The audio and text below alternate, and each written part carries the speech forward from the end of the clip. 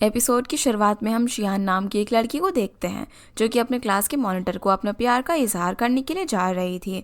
तभी शिन अपने क्रश के साथ एक और लड़की को देखती है और ये देखकर वो वहीं पर रुक जाती है। उसी वक्त उसके पास उनके दोस्त भी आ जाते हैं।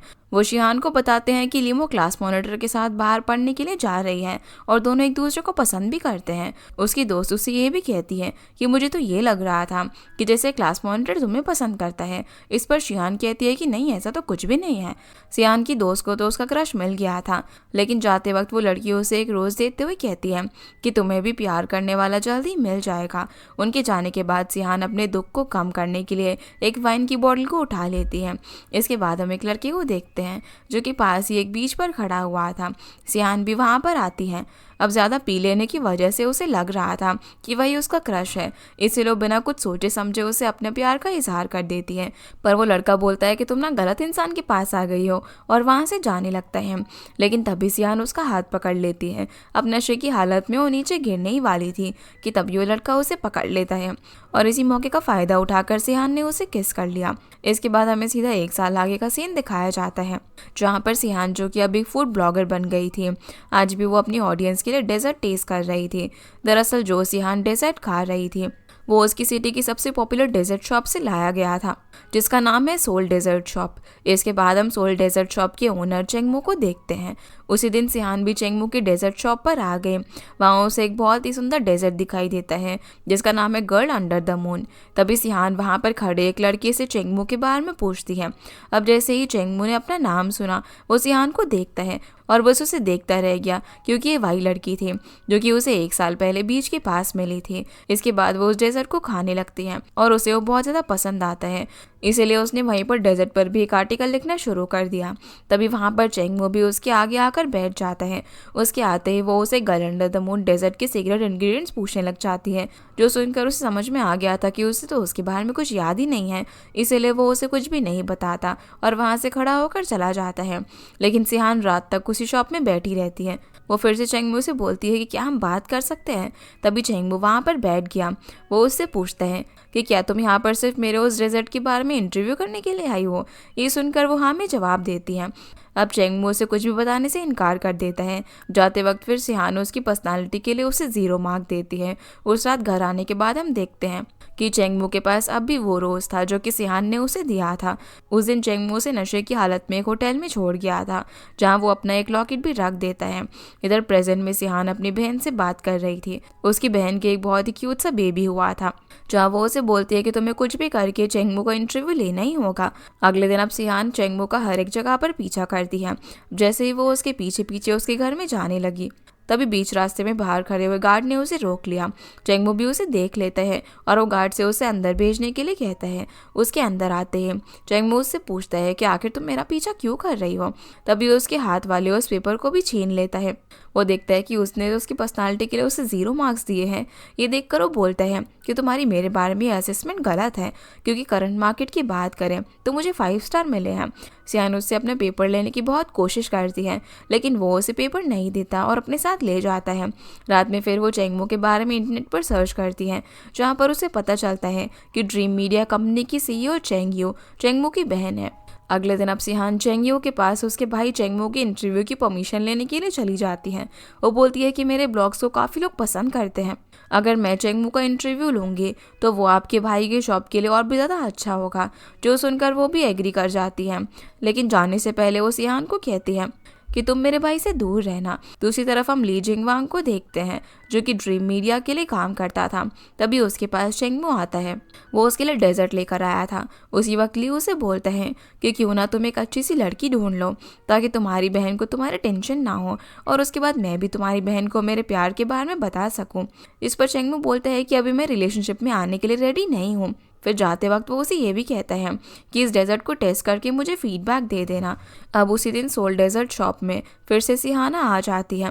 वो चेंगमू को परमिशन पास भी दिखाती है। अब क्योंकि शिहान वहाँ पर रोज़ आ रही थी, इसी वजह से वहाँ से काम कर रहे लड़कों को लगता है कि शायद ये चेंगमू की गर्लफ्रेंड है। वो सभी बातें करने लग जाते हैं कि आखिर ये बॉस के साथ कितने वक्त तक रह पाएगी। कोई कहता है कि 2 दिन, तो कोई कहता है कि 3 और कोई महीना बोलता है, लेकिन चेंगमू ने वहाँ से भेज देता है। इसके बाद शिहान सिहान उससे कुछ सवाल पूछने लगती है, लेकिन चेंगमू किसी का भी अच्छे से जवाब नहीं देता। तभी सिहान कहती है कि मेरे मिलियंस में फॉलोअर्स है, अगर तुम मुझे इंटरव्यू दोगे तो तुम्हारी शॉप और भी ज़्यादा फेमस हो जाएगी। ये सुनकर वो अपना फ़ोन निकाल कर उसे दिखाता है, जिसमें उसके 1 ही लाख फॉलोअर थे। उसे देखकर सिहान कहती है कि तो क्या हुआ, जल्दी मेरे 1 मिलियन फॉलोअर भी हो ही जाएंगे।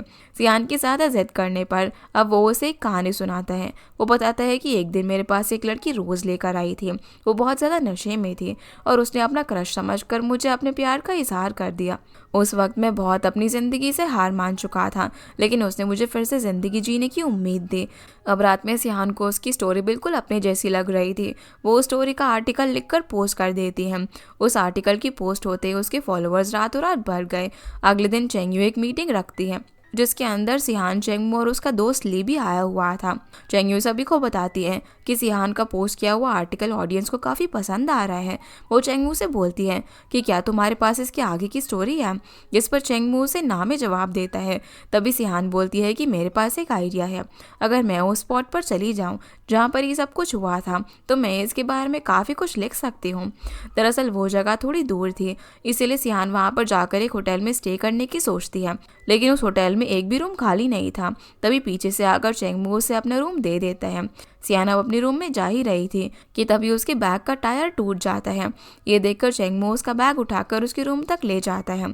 फिर वो सिहान का फ़ोन लेकर उसमें अपना नंबर लिख देता है, ताकि उसे अगर किसी भी चीज़ की ज़रूरत हो तो वो उसे कॉल कर ले। उसी वक्त सिहान पानी पी रही थी, जहाँ पर चेंगमू उसे कुछ वक्त तक देखता ही रहता है।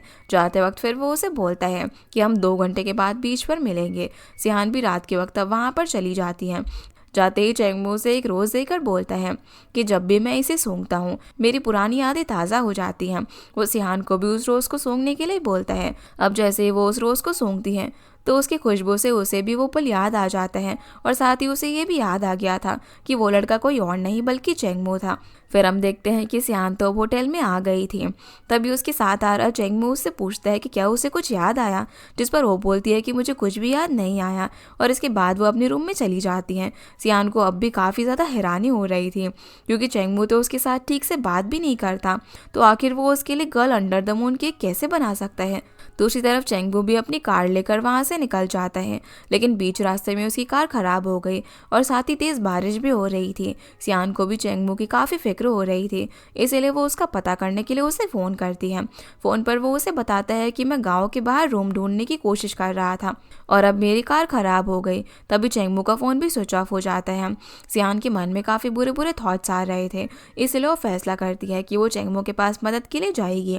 वो तेज़ बारिश में निकल जाती है। कार के पास पहुंचने तक चेंगमू को भी पता चल गया था कि सियान भी यहाँ पर आ गई है, इसीलिए वो सोने का नाटक करने लग जाता है। कार के अंदर आने के बाद सियान उससे बोलती है कि चलो हम वापस होटल में चलते हैं।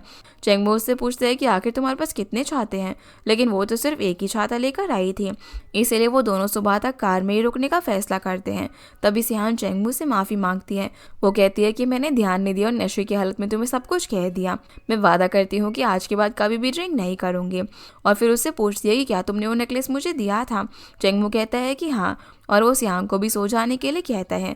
सियान के सोने के बाद चेंगमू उसे बस देखता ही रह जाता है और उसको ठंड न लग जाए, इसलिए वो अपना कोट भी उसके ऊपर डाल देता है। पूरी की पूरी रात उनकी बारिश में ऐसे निकल जाती है। अगली सुबह जैसे ही सियान उठती है तो देखती है कि चेंगमू वहाँ पर नहीं था। उसे ढूंढने के लिए वो कार से बाहर आती है। तभी चेंगमू दूर एक बाइक वाले के साथ आ रहा था। उसे देखकर वो बहुत हंसती है, क्योंकि वो उसके पीछे बैठा बहुत ज़्यादा फनी लग रहा था। आते ही वो बाइक वाला आदमी उन्हें डांटते हुए कहता है कि तुम्हें कल रात को इतनी तूफान में बारिश में ही सोना चाहिए था। इस पर सियान कहती है कि हम जानबूझकर कार में नहीं सोए थे, बल्कि हमारी गाड़ी खराब हो गई थी। तभी चेंगमू सियान को खाने के लिए कॉर्न देता है। ये देखकर वो आदमी बोलता है कि अब मुझे पता चला कि तुमने ये कॉर्न खाया क्यों नहीं, क्योंकि तुम्हें अपनी गर्लफ्रेंड को जो देना था। फिर वो वहाँ से चला जाता है। सियान भी अब उस कॉर्न को देखकर काफ़ी खुश थे। सियान अब चेंगमू के पास जाकर कहती है कि आखिर मैं ये बात चेंगमू को जाकर कैसे बताऊंगी। तो वो बोलता है कि ये बात सिर्फ हम दोनों के बीच में ही रहनी चाहिए। अब अपने घर आने के बाद सियान उस नेकलेस को ही देखती रहती है जो कि चेंगमो ने उसे 1 साल पहले दिया था और फिर से अपनी स्टोरी को लिखना शुरू कर देती है। अगले दिन चेंगयू सियान से मिलती है। वो कहती है कि तुम्हारे उस आर्टिकल की हैप्पी एंडिंग स्टोरी बहुत सारे लोगों को पसंद आई है, इसलिए हमें एक परफ्यूम का स्पॉन्सर भी आया है। सियान बोलती है कि मेरा अकाउंट सिर्फ डेजर्ट्स के रिव्यू के लिए है, इसलिए मैं परफ्यूम की एड्स उसके अंदर नहीं कर सकती, लेकिन मेरे पास एक और आइडिया है कि हम किसी और एंगल से परफ्यूम को प्रमोट करते हैं। चेंगयू इस आइडिया के लिए एग्री हो जाती है। फिर सिहान और चेंगमो को एक साथ एयरपोर्ट से फोन आता है। दोनों वहां पर साथ में पहुंच जाते हैं, जहां पर सिहान की बहन का बेटा रियो बैठा हुआ था। वो उसे आंटी कहता है और चेंगमो को गॉडफादर। तभी सिहान रियो को खाने का लालच देकर, पर चेंगमो भी रियो को अपने साथ चलने के लिए कहता है। वो सिहान से बोलता है कि इसके पापा ने मुझे इसकी देखभाल करने के लिए कहा है, और इसी बीच दोनों को पता चल जाता है कि चेंगमो का भाई सिहान का ब्रदर इन लॉ है और सिहान की सिस्टर चेंगमो की सिस्टर इन लॉ। अब हम सभी को एक साथ बैठा हुआ देखते हैं, जहाँ पर सिहान रियो को फिर से अपने साथ चलने के लिए कहती है, पर वो कहता है कि मैं तो एक लड़का हूँ, मैं आपके साथ नहीं रह सकता, लेकिन आप भी गॉडफादर के घर पर रहने के लिए आ जाओ। सिहान फिर रियो को बोलती है कि तुम्हारे गॉडफादर एक बॉय है और मैं एक गर्ल हूँ, इसलिए मैं उनके साथ नहीं रह सकती हूँ, लेकिन मैं तुम्हें मिलने के लिए ज़रूर आऊँगी। फिर घर जाने के बाद वो अपनी बहन को फ़ोन करके बोलती है कि आखिर आपने रियो को मेरे पास क्यों नहीं भेजा। सियान बोलती है कि तुम अपने घर का किराया मुश्किल से दे पाती हो, इसीलिए उसके डैड ने रियो को चेंगमो के पास भेज दिया। अब चेंगमो रियो को अपनी शॉप में ले जाता है और वहाँ पर काम कर रहे सभी लोगों को रियो काफ़ी क्यूट लगता है, लेकिन जब चेंगमो ने किसी को उसका ध्यान रखने के लिए कहा तो सभी लड़के बहाना बनाकर वहाँ से निकल गए। अब चेंगमो रियो से सिहान के पास फ़ोन करके उसे आज अपने घर आने के लिए कहता है। रियो की बात सुनकर सिहान भी आने के लिए मान जाती है। फ़ोन काटने के बाद रियो चेंगमो से कहता है कि अब मैंने मेरा काम कर दिया है, अब मेरा वादा पूरा करो अपने वादे के हिसाब से। अब चेंगमो उसे खाने के लिए डेजर्ट दे देता है। उसी वक्त चेंगमो रियो से पूछता है कि आखिर तुम्हारी आंटी का फेवरेट खाना क्या है। ये सुनकर वो बोलता है कि वो हमेशा नूडल्स ही खाती रहती है, क्योंकि उसके पास इतने पैसे नहीं हैं, और जितने भी पैसे होते हैं आंटी उन सभी पैसों को डेजर्ट खरीदने में उड़ा देती हैं। तभी रियो शरारत करते हुए वहाँ पर पड़ा हुआ सारा आटा अपने ऊपर डाल लेता है, लेकिन चेंगमो उसे कुछ नहीं कहता। दूसरी तरफ हमें शूट को दिखाया जाता है। जो आइडिया सिहान ने दिया था ठीक वैसे ही शूट चल रहा था, जो इसके अंदर ली काफ़ी अट्रैक्टिव लग रहा था। चेंगयू को भी ली काफ़ी अच्छा लगता है। अब शूट के बाद ली और चेंगयू दोनों एक साथ बैठे हुए थे कि तभी ली बोलता है कि मैं इतना काम करता हूँ लेकिन फिर भी मुझे कोई भी रिवॉर्ड नहीं मिलता। ये सुनकर वो बोलती है कि बताओ तुम्हें क्या रिवॉर्ड चाहिए। तो वो उसे डेट पर चलने के लिए पूछता है और चेंगयू भी उसके साथ जाने के लिए तैयार हो जाती है। इधर रियो पानी के साथ खेल रहा था, तभी वहाँ पर सिहान भी आ जाती है। वो चेंगमू से बोलती है कि रियो को पानी के साथ मत खेलने दो, क्योंकि इस मौसम में उसे ठंड लग जाएगी, और वो रियो के कपड़े बदलने के लिए उसे अंदर ले जाती है। तभी वहाँ पर ली भी आ जाता है। वो सिहान को देखकर बहुत ज़्यादा हैरान था और उसे कुछ ही बोलने से पहले चेंगमू उसे अंदर बुला लेता है। वो बोलता है कि सिहान रियो की आंटी है, इसीलिए वो यहाँ पर आई है। ये सुनकर ली सिहान को बताता है कि चेंगमू ने कभी भी अपने घर में किसी भी लड़की को नहीं आने दिया सिवाय तुम्हारे। वो रियो से पूछता है कि क्या मैं भी तुम्हें मिलने के लिए आ सकता हूँ, लेकिन वो उसे साफ मना कर देता है। जो सुनकर ली बोलता है कि मुझे लगता है कि अब मुझे जाना चाहिए, और वो खड़ा होकर वहाँ से चला जाता है। बाहर जाने के बाद ली चेंगयू को फ़ोन लगाकर कहता है कि तुम्हारा भाई अपने घर में किसी लड़की के साथ है, लेकिन वो इस बात पर इतना ध्यान नहीं देती क्योंकि वो किसी काम में बिजी थी। अंदर रियो चेंगमू को बोलता है कि मुझे भूख लगी है, इसलिए सिहान उसके लिए खाना बनाने के लिए चली जाती है। वो उसके लिए ऑमलेट बनाकर लेकर आती है, लेकिन खाते वक्त रियो कहता है कि मेरा पेट दर्द हो रहा है। वो दोनों जैसे अब उसे हॉस्पिटल में लेकर जाते हैं तो बाहर सिहान काफ़ी ज़्यादा परेशान हो रही थी। वो सोचती है कि ज़रूर उसके बनाए हुए ऑमलेट की वजह से उसका पेट दर्द हो रहा है, लेकिन तभी डॉक्टर आकर उन्हें बताते हैं कि उसे थोड़ी बहुत सर्दी लग गई और वो जल्दी ठीक हो जाएगा।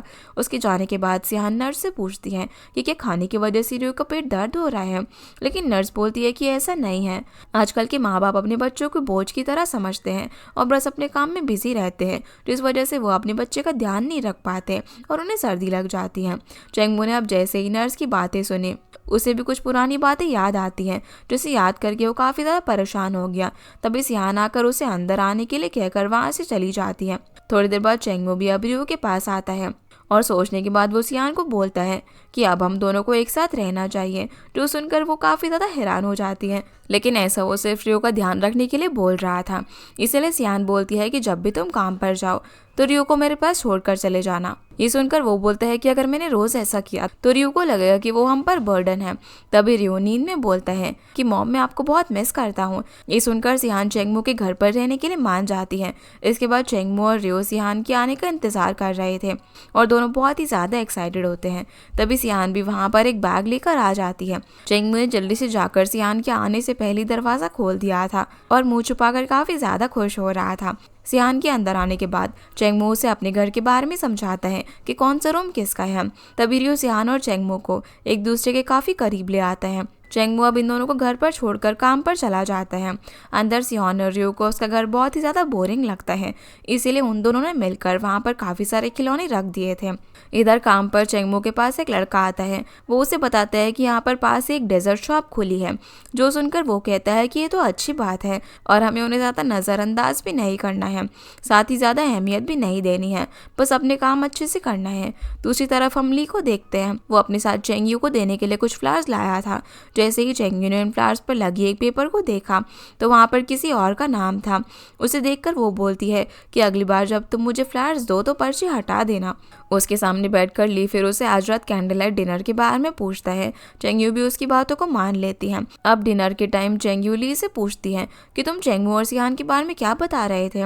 ये सुनकर वो बोलता है कि मुझे लग रहा था कि सिहान शायद रियो को संभालने के मकसद से नहीं आई है, शायद वो एक दूसरे के साथ फैमिली की तरह रहना चाहते हैं और अब तुम्हें तुम्हारे भाई की टेंशन नहीं लेनी चाहिए। तुम अपनी लव लाइफ और मेरे बारे में सोचो।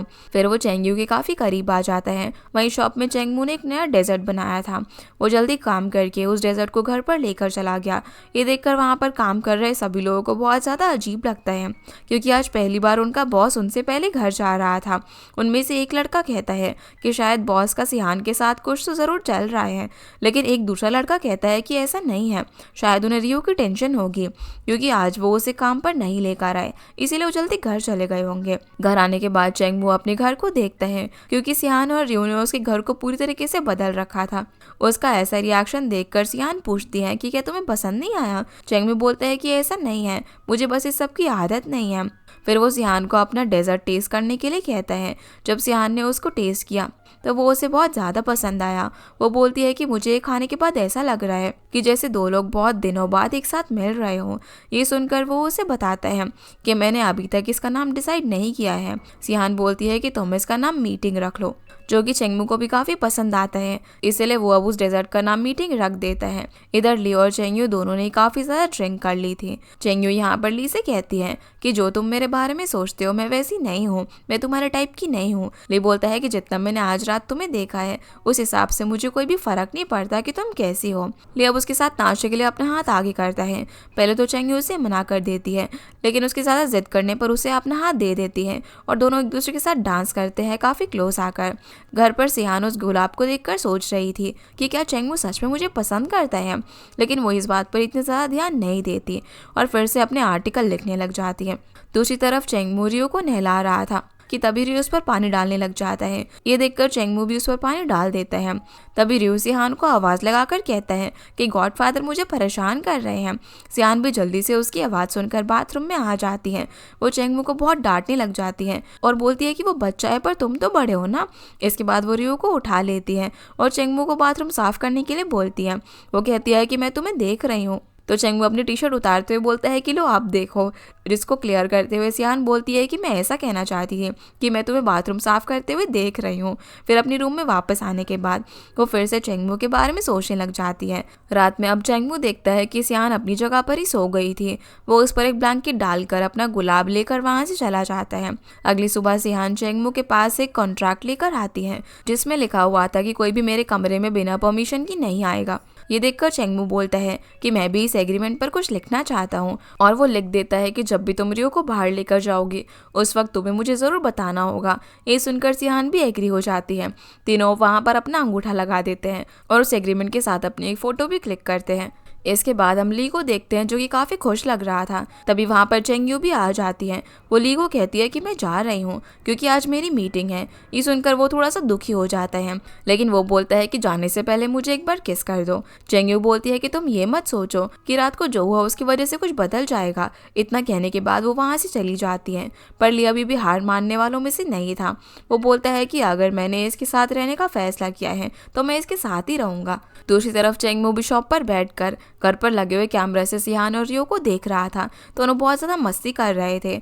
एक बार तो सियान और रियो अजीब से चेहरे बनाकर कैमरा के आगे आ जाते हैं, जिस वजह से चेंगमू एकदम से डर जाता है और वो अपने काम पर कम ध्यान दे रहा था, बार बार फोन देख रहा था।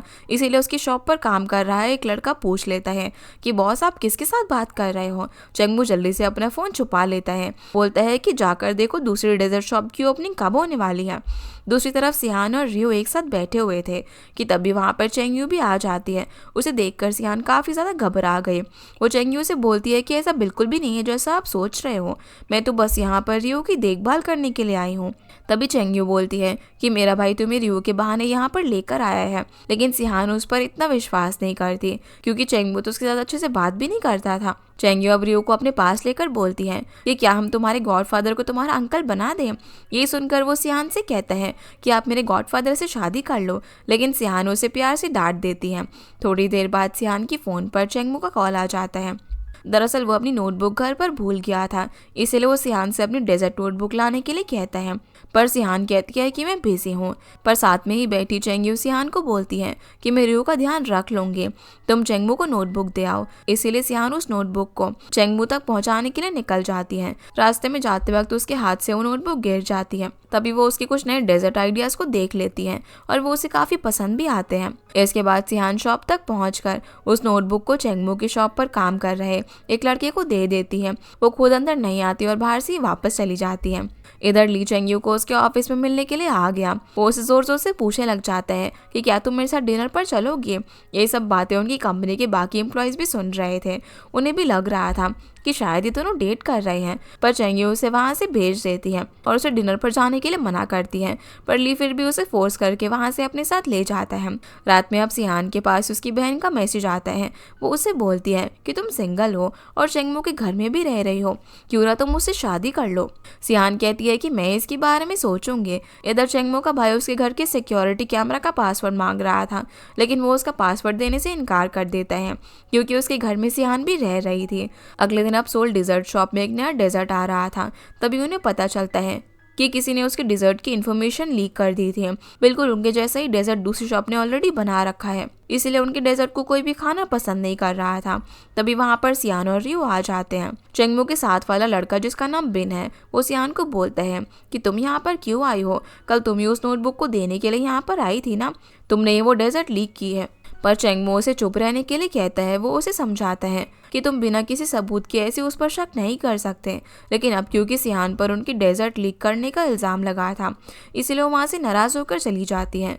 उसके जाने के बाद रियो अपने गॉडफादर को बोलता है कि आपको आंटी को मनाने के लिए जाना चाहिए, क्योंकि जब मेरी मॉम मेरे डैड से नाराज हो जाती थी तो वो भी उन्हें मनाया करते थे। रियो की बातें सुनकर चेंगमू तेज बारिश में भी उसके पास चला जाता है। सियान उससे बहुत ज्यादा नाराज थे। वो चेंगमू से बोलती है कि जब तक मैं खुद की बेगुनाही ना साबित कर लूं तब तक मैं वापस नहीं आऊंगी। चेंगमू उसे वापस आने के लिए बहुत समझाता है, लेकिन वो उसकी बात नहीं सुनती और वहां से चली जाती है। अब वो उसे पीछे से रोकने की कोशिश करता है, पर सियान बोलती है कि मेरा पीछा मत करो। ये सुनकर उसको फिर से अपनी कुछ पुरानी बातें याद आने लग जाती हैं।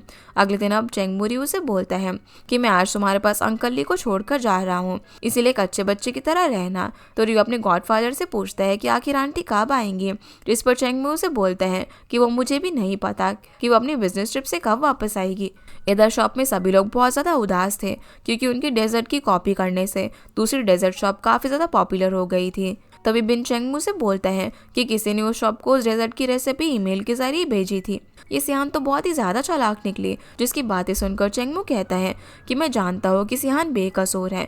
दूसरी तरफ सियाना बूढ़ी ही थी और उसे हल्का सा बुखार था। तभी वो अपना लैपटॉप खोलती है जिसके अंदर सिर्फ स्वीट डेजर्ट शॉप के बारे में ही उनके न्यू लॉन्च हुए डेजर्ट के आर्टिकल आ रहे थे। सियान प्लान करती है कि वो स्वीट डेजर्ट शॉप की इन्वेस्टिगेशन करेगी। वहीं शॉप में लियू रू को लेकर चेंगमू के पास आ जाता है। लियू चेंगमू से बोलता है कि गॉडफादर, आपने मुझसे झूठ बोला है, आंटी कोई बिजनेस ट्रिप पर नहीं गई है।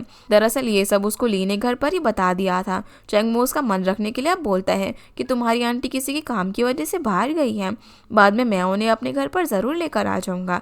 जो सुनकर रियो भी काफ़ी खुश हो जाता है। शाम में अब दोनों घर पर आ जाते हैं, जहाँ रियो अपने गॉडफादर को बोलता है कि मुझे आंटी के बनाए हुए स्टीम एग खाने हैं। इसीलिए वो दोनों सिहान को फ़ोन करने का सोचते हैं, लेकिन सिहान उसका फ़ोन नहीं उठाती। तभी वहाँ पर चेंगयू आ जाती है। वो चेंगमू को बताती है कि मैं तो यहाँ पर सिहान को देखने के लिए आई थी, वो कुछ दिनों से काम पर भी नहीं आई। जो सुनकर चेंगमू को उसकी चिंता होने लग जाती है, लेकिन वो अपनी बहन को ऐसे दिखाने की कोशिश कर रहा था कि जैसे सिर्फ रियो को अपनी आंटी की चिंता है। चेंगयू बोलती है कि मुझसे कुछ भी छुपाने की ज़रूरत नहीं है। इसके बाद चेंगमू जल्दी से सिहान के घर पर चला जाता है। उसकी तबीयत खराब होने की वजह से वो उसे सूप बनाकर पिलाता है, क्योंकि उसे काफ़ी तेज़ बुखार था। लेकिन सिहान को तो अभी भी यही लग रहा था कि जैसे वो कोई सपना देख रही है। वो चेंगमू से बोलती है कि तुम्हें थोड़ा क्यूट बनना चाहिए, क्योंकि अगर तुम क्यूट नहीं बनोगे तो तुम्हें कोई भी प्यार नहीं करेगा और तुम सारी उम्र सिंगल ही रह जाओगे। इसके बाद वो उसके मुंह को पकड़ लेती है। वो उसे बोलती है कि 1 साल पहले मैंने तुम्हें किस किया था ना, तो क्या मैं तुम्हें छू भी नहीं सकती। सिहान बीमार हालत में चेंगमू को बोलती है कि कहीं ना कहीं वो भी उसे प्यार करती है, लेकिन तभी उसे पता चलता है कि चेंगमू सच में उसके सामने बैठा है। ये देखकर वो एकदम से घबरा जाती है। वो अब उससे पूछती है कि आखिर तुम यहाँ पर क्या कर रहे हो। तो चेंगमू कहता है कि अगर आज मैं नहीं आता तो तुम मर जाती, पर सिहान फिर से सो जाती है। इसके बाद चेंगमू पास ही रखे कुछ लेटर पढ़ने लग जाता है, जो कि उसके फैंस ने उसके लिए भेजे थे। सिहान के आर्टिकल ने बहुत सारे लोगों को ज़िंदगी जीने का एक नया तरीका सिखा दिया था। उन लेटर्स को पढ़कर चेंगमू काफ़ी खुश होता है। फिर वो सिहान के घर की सफाई करने लग जाता है, क्योंकि वो इस हालत में नहीं थी कि वो अपने घर की सफाई कर सके। दूसरी तरफ हम हान शिंगलान को देखते हैं, जो कि स्वीट डेजर्ट शॉप का मैनेजर है। दरअसल हान सिहान का वही क्रश है जिसे सिहान प्रपोज करना चाहती थी। हान अपनी बहन को कहता है कि कल तुम्हें भी शॉप पर मेरे साथ काम सीखने के लिए चलना होगा, लेकिन उसकी बहन कहती है कि मैं अभी भी तो यहाँ पर आई हूँ, अभी तो मैं मज़े करूँगी। ये सुनकर हान कहता है कि चलो ठीक है, अगर तुम नहीं आई तो तुम्हें इस मंथ की तुम्हारी पॉकेट मनी नहीं मिलेगी। जो सुनकर वो भोला सा चेहरा बनाकर हान को कहती है कि नहीं, मैं काम सीखने के लिए ज़रूर आऊँगी। उधर चेंगयू जॉगिंग कर रही थी, उसके पीछे पीछे ली भी वहाँ पर पहुँच जाता है। फिर ये दोनों आर्चरी के लिए चले जाते हैं, जहाँ पर ली चेंगयू को इम्प्रेस करने के लिए अच्छा तीर चलाता है, लेकिन वो उससे भी ज़्यादा परफेक्ट शॉट लगाती है, जिसे देख कर ली तो हक्का बक्का ही रह गया था। वो अब बॉक्सिंग भी करते हैं, उसमें भी चेंगयू ली को बहुत ज़्यादा मारती है। इधर हम सियान को देखते हैं, जो कि अब ठीक हो चुकी थी और स्वीट शॉप के बारे में और तहकीकात करने के लिए चली जाती है। चेंगमू की शॉप में काम कर रहे कुछ लड़के भी उसके अंदर जाता हुआ देख लेते हैं। अंदर जाकर वो उस नए डेजर्ट को देख ही रही थी कि तभी वहाँ पर मूजू भी आ जाता है। सियान उसे देखकर काफ़ी हैरान थी, क्योंकि वो दोनों एक दूसरे से काफ़ी टाइम बाद जब मिल रहे थे। उधर वो लड़के भी जाकर चेंगमू को बता देते हैं कि सिहान स्वीट डेजर्ट शॉप के अंदर गई है। बिन कहता है कि मैंने तो पहले ही कहा था, सिहान ने ही हमारे डेजर्ट को लीक किया था। उनकी बातें सुनकर चेंगमू भी जल्दी से वहाँ पर जाने लगता है। स्वीट शॉप में मोजू और सिहान दोनों एक साथ बैठे हुए थे। मोजू यहाँ पर सिहान से बोलता है कि मैं तुम्हें कुछ कहना चाहता था, लेकिन मुझे कभी भी मौका नहीं मिला। ये सुनकर सिहान बोलती है कि अब हमें पिछली बातों को भूल जाना चाहिए। सिहान की बातें सुनकर मोजू वहीं पर रुक जाता है। चेंगमू रास्ते में ही था कि तभी उसकी टक्कर मोजू की बहन से हो जाती है।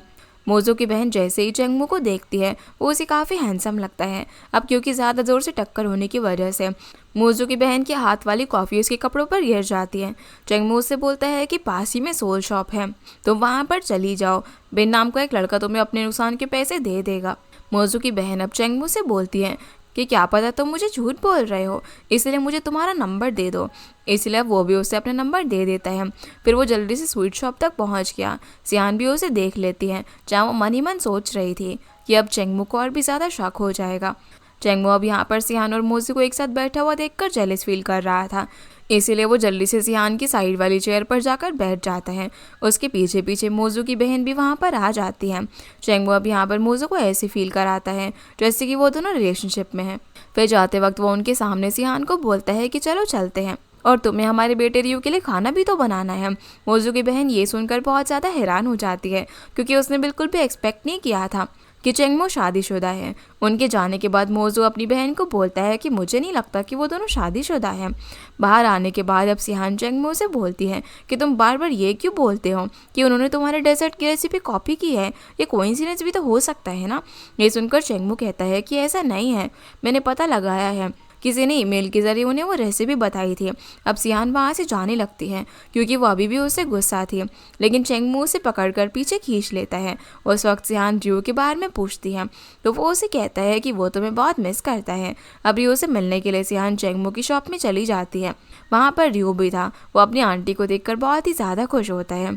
रियो अब सिहान से फिर से अपने गॉडफादर के घर रहने के लिए कहता है, लेकिन सिहान उसे बोलती है कि अभी मुझे काफ़ी काम है, इसलिए मैं वहाँ पर नहीं रह पाऊंगी, पर मैं तुम्हें मिलने के लिए ज़रूर आऊँगी। इतना कहने के बाद वो वहाँ से जाने लगती है। तभी रियो भी अपने गॉडफादर को सिहान के पास जाने के लिए कहता है। रियो अब सिहान से बोलता है कि गॉडफादर आपसे कुछ कहना चाहते हैं। चेंगमो तो यहाँ पर ज़्यादा कुछ भी नहीं बोल पाता, बस उसे इतना कहता है कि ध्यान से जाना। इधर ली चेंगियो को डिनर पर चलने के लिए कहता है, लेकिन वो उसके साथ जाने से इनकार कर देती है। उसके मना करते ही ली पेट दर्द का बहाना बना लेता है ताकि वो उसे थोड़ी सी सिंपैथी ले सके। रात में अब चेंगमो अपने फ़ोन में लड़कियों को इम्प्रेस करने के कुछ तरीके ढूंढ रहा था, लेकिन उसे ज़्यादा कुछ खास नहीं मिलता।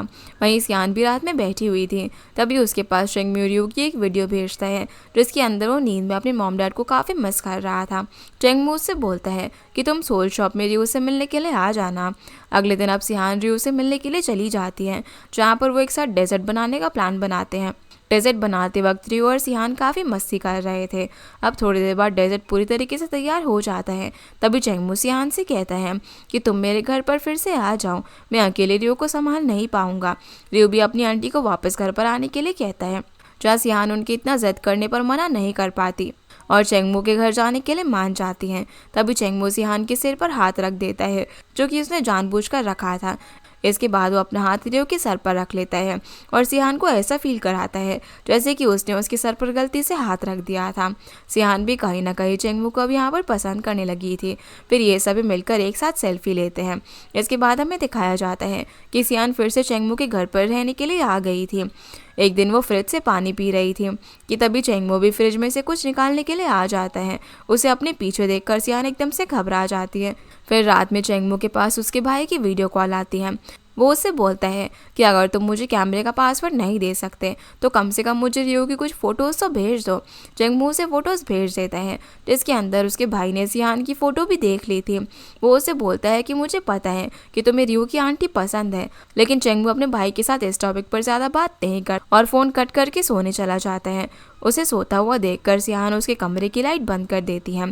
तभी उसे फिर से एक सपना आता है जिसमें उसके मॉम और डैड आपस में लड़ रहे थे। उसकी मॉम बार बार चेंगमो के डैड से बोल रही थी कि मैं तुम पर एक बर्डन हूँ। जो सब देखकर चेंगमो हड़बड़ी में उठ जाता है। उसकी आवाज़ सुनकर सिहान भी वहाँ पर आ जाती है। चेंगमो उससे बोलता है कि मैं कभी सोते वक्त लाइट ऑफ नहीं करता हूँ।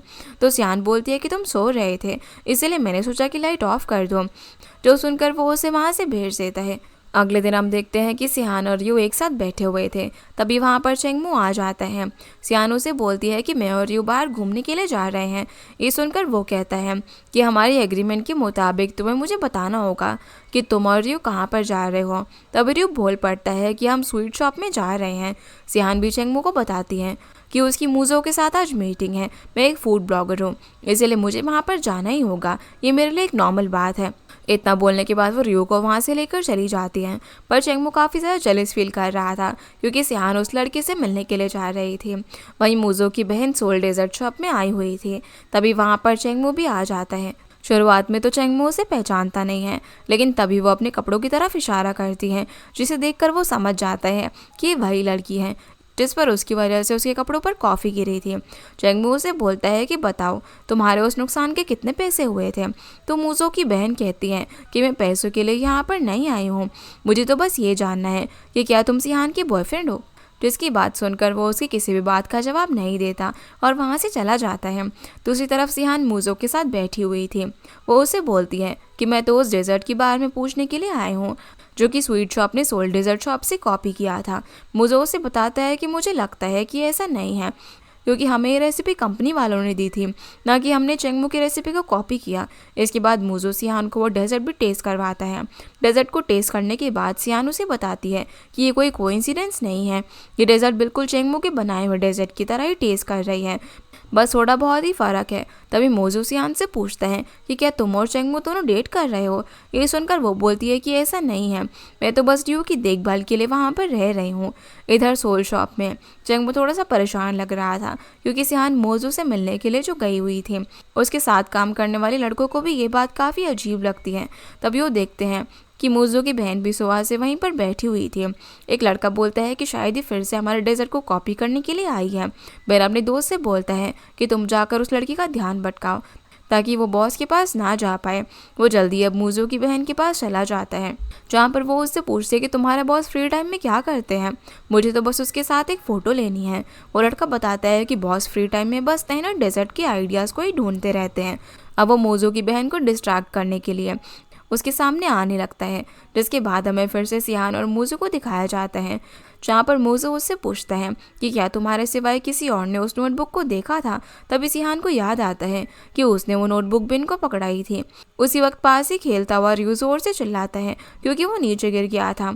सियान अब चेंगमू को भी रियो के बारे में बता देती है और सियान और मोजो दोनों उसे फटाफट से डॉक्टर के पास लेकर जाते हैं। उसके थोड़ा सर पर चोट आ गई थी। थोड़ी देर बाद चेंगमू भी वहाँ पर आ जाता है और डॉक्टर से पूछता है कि आखिर रियो को क्या हुआ है। तो डॉक्टर कहता है कि मैंने इसके पेरेंट्स को बता दिया है। ये सुनकर तो चेंगमू और भी ज़्यादा जेलस हो जाता है, क्योंकि डॉक्टर ने सियान और मोजो को उसके पेरेंट्स समझ लिया था। इसके बाद सियान और चेंगमू रियो के साथ गाड़ी में बैठ गए, जहाँ पर चेंगमू मोजो को जेलस फील करवाने के लिए खुद सियान का सीट बेल्ट लगाता है। दूसरी तरफ चेंगयू के पास शेन, जो कि कभी उसका एक्स बॉयफ्रेंड हुआ करता था, वो आता है। चेंगयू उसके साथ बिल्कुल प्रोफेशनली बात करती है, लेकिन शेन को ये अच्छा नहीं लगता, क्योंकि वो चाहता था कि वो दोनों फिर से रिलेशनशिप में आ जाए। चेंगयू बोलती है कि हमें अब पिछली बातों को भूल जाना चाहिए। इसके बाद शेन उससे कॉफ़ी के लिए पूछता है। वो उसे मना नहीं कर पाती और उसके साथ कॉफ़ी पीने के लिए चली जाती है। शेन उसका हाथ पकड़ने की यहाँ पर कोशिश करता है, पर वो बहाना बनाकर उससे अपना हाथ हटा लेती है। रात में अब हम चेंगमू और ली को साथ में ड्रिंक करता हुआ देखते हैं, जहाँ पर ली बोलता है कि मुझे लगता है कि तुमने जो girl under the moon dessert बनाया था वो सियान के लिए ही बनाया था। सियानी वो लड़की है ना जो कि उस दिन तुम्हें मिली थी। और फिर वो उसे ये भी पूछता है कि क्या तुमने कभी किसी लड़की को किस किया है, जिस पर चेंगमू बताता है कि हाँ, मैंने 1 साल पहले ऐसा किया था। ये सुनकर ली उसका मजाक बनाने लग जाता है, इसीलिए चेंगमू वहाँ से खड़ा होकर चला जाता है। वहाँ से सीधा वो अपने घर पर आ जाता है, जहाँ सियान उसे नशे की हालत में देखकर बोलती है कि क्या तुम ड्रिंक करके आए हो। वो कहता है कि हाँ, थोड़ी से। उसी वक्त वो वहाँ पर उसे किस कर लेता है। तभी टीवी पर किसी बच्चे की रोने की आवाज़ आती है, जिससे सियान को लगता है कि जैसे रियो जाग गया होगा, इसीलिए वो उसे अपने से दूर करके अंदर चली जाती है। अंदर जाने के बाद वो थोड़ा सा दुखी थी, क्योंकि उसे लग रहा था कि नशे में होने की वजह से चेंगमू को उसके किस करने के बारे में याद ही नहीं रहेगा, लेकिन साथ ही वो थोड़ा खुश भी थी। इसके बाद हम चेंगयू को देखते हैं। वो रात में ली को आई मिस यू का मैसेज करती है, लेकिन ली ने ज़्यादा पी ली थी, इसलिए वो उसका मैसेज देख ही नहीं पाता। जब थोड़ी देर तक ली मैसेज नहीं देखता तो चेंगयू उस मैसेज को डिलीट कर देती है। अगली सुबह अब सिहान चेंगमू से कल रात के बारे में बात करने की कोशिश करती है, लेकिन वो उसके साथ ऐसा बिहेव कर रहा था जैसे कल रात के बारे में उसे कुछ याद ही ना हो। ये जानने के बाद सिहान उसे बोलती है कि मैंने तुम्हारी नोटबुक बिन को दी थी, तुम जाकर उससे भी पूछना। इतना कहने के बाद वो यहाँ से चली जाती है। सीन अब यहाँ से ली पर आता है, जो जब उठकर देखता है कि उसे चेंगयू का मैसेज आया था, तो वो उसे फ़ोन करने की कोशिश करता है, लेकिन वो उसका कॉल नहीं उठाती, इसीलिए वो उससे मिलने के लिए चला जाता है। वहीं सिहान रियो के साथ बैठी हुई थी, तभी उसके पास उसकी मॉम की वीडियो कॉल आने लग जाती है। सिहान भी घबराई हुई अपनी मॉम की वीडियो कॉल उठा लेती है। मॉम उससे बोलती है कि तुम्हारी बड़ी बहन फ़ोन नहीं उठा रही है, क्या तुम्हारी बात हुई है उससे। सिहान बोलती है कि नहीं, मेरी उसके साथ बात नहीं हुई। और वो यहाँ पर ये भी झूठ बोल देती है कि वो अपने बॉस के घर पर आई हुई है किसी काम से, क्योंकि उसकी मॉम को पता नहीं होता कि रियो उसकी बड़ी बहन के पास नहीं है। वहीं ली भी जल्दी से चेंगयू की कंपनी में चला जाता है। वो अपनी असिस्टेंट से पूछता है कि आखिर चेंगयू कहाँ पर है, तो बताती है कि वो तो शेन के साथ डिनर पर गई है और चेंगयू उसके साथ ये एग्रीमेंट साइन कर रही है, जिससे कि तुम और भी ज़्यादा फेमस हो जाओगे। ली को शेन का नाम अब यहाँ पर सुना सुना सा लग रहा था। तभी असिस्टेंट बताती है कि ये तो चेंगयू का एक्स बॉयफ्रेंड है और फिर से उसे अपने साथ रिलेशनशिप में लाने के लिए फोर्स कर रहा है। जो सुनकर ली अपनी असिस्टेंट से जल्दी से उस जगह का पता लेकर वहाँ पर जाने के लिए कंपनी से निकल जाता है।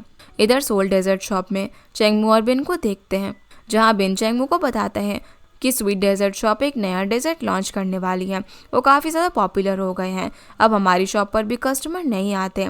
तो चेंगमो से बोलता है कि हमें सिर्फ हमारे काम की स्पीड को बढ़ाना होगा, कंपटीशन होना तो अच्छी बात है ना। तभी वो बिन से पूछता है कि क्या तुमने मेरी नोटबुक को पढ़ा था। इस पर वो मना कर देता है और बोलता है कि मैंने आपकी नोटबुक को पढ़ा था, लेकिन मैंने उस डेजर्ट की रेसिपी के बारे में किसी को भी नहीं बताया, बस मैंने अपनी गर्लफ्रेंड को वो रेसिपी बनाकर खिलाई थी। तभी बिन को उस दिन के बारे में याद आता है। उसकी गर्लफ्रेंड उससे बोलती है कि कब तक तुम किसी के नीचे काम करते रहोगे, और वो उसे अपना बनाया हुआ नया डेजर्ट भी टेस्ट करवाता है। पहले तो वो बोलती है कि ज़्यादा कुछ खास नहीं है, लेकिन जैसे ही बिन ने चेंगमो का नाम लिया तो रेसिपी में कुछ ज़्यादा ही इंटरेस्ट दिखाने लग जाती है, और उस वक्त उसने उस डेजर्ट की रेसिपी को भी चोरी कर लिया था। प्रेजेंट में बिन अब चेंगमो से बोलता है कि अगर ये काम मेरी गर्लफ्रेंड का है तो मैं ही इसे हैंडल करूँगा। इतना कहने के बाद वो यहाँ से चला जाता है। उधर एक होटल में शेन और चेंगयू दोनों डिनर कर रहे थे। तभी शेन उसे अपने साथ फिर से रिलेशनशिप में आने के लिए बोलता है और उसे फोर्स करने लग जाता है हक करने के लिए, लेकिन तभी ली वहाँ पर पहुँच शेन को बहुत पीटता है और चेंगयू को अपने साथ ले जाता है। ली फिर चेंगयू को घर पर लेकर आ जाता है और उससे माफ़ी मांगता है क्योंकि उसने उसके क्लाइंट को पीट दिया था, पर वो उसे किस कर लेती है। अब जैसे ही ली ने अपना कोट उतार कर सोफे पर फेंकता है तो वो देखता है कि चेंगमो भी वहाँ पर था, इसीलिए वो जल्दी से दूर हो जाते हैं। चेंगमो भी ली को अपनी बहन के साथ में देखकर काफ़ी हैरान था, इसीलिए चेंगयू ली को यहाँ से भेज देती है। फिर चेंगयू अपने भाई से पूछती है कि आखिर तुम आज यहाँ पर क्या कर रहे हो, क्या सियान के साथ फिर से तुम्हारी लड़ाई हो गई है। तो चेंगमो उसे बताता है कि कल मैंने नशे की हालत में सियान को किस कर लिया था। ये सुनकर चेंगयू को काफ़ी खुशी होती है और कहती है कि ये तो अच्छी बात है ना। तभी चेंगमू अपनी बहन से पूछता है कि आखिर तुम ली के साथ क्या कर रही थी, जिस बात का उसे कोई भी जवाब नहीं देती। अगले दिन अब चेंगमू ली से भी पूछता है कि कल रात तुम मेरी बहन के घर में क्या कर रहे थे, मेरी बहन को कभी धोखा मत देना। तो ली कहता है कि नहीं नहीं, ऐसा कभी भी नहीं होगा। उस वक्त चेंगमू ली को एक ग्रुप दिखाता है जिसके अंदर उसके साथ साथ सियान भी ऐड थी।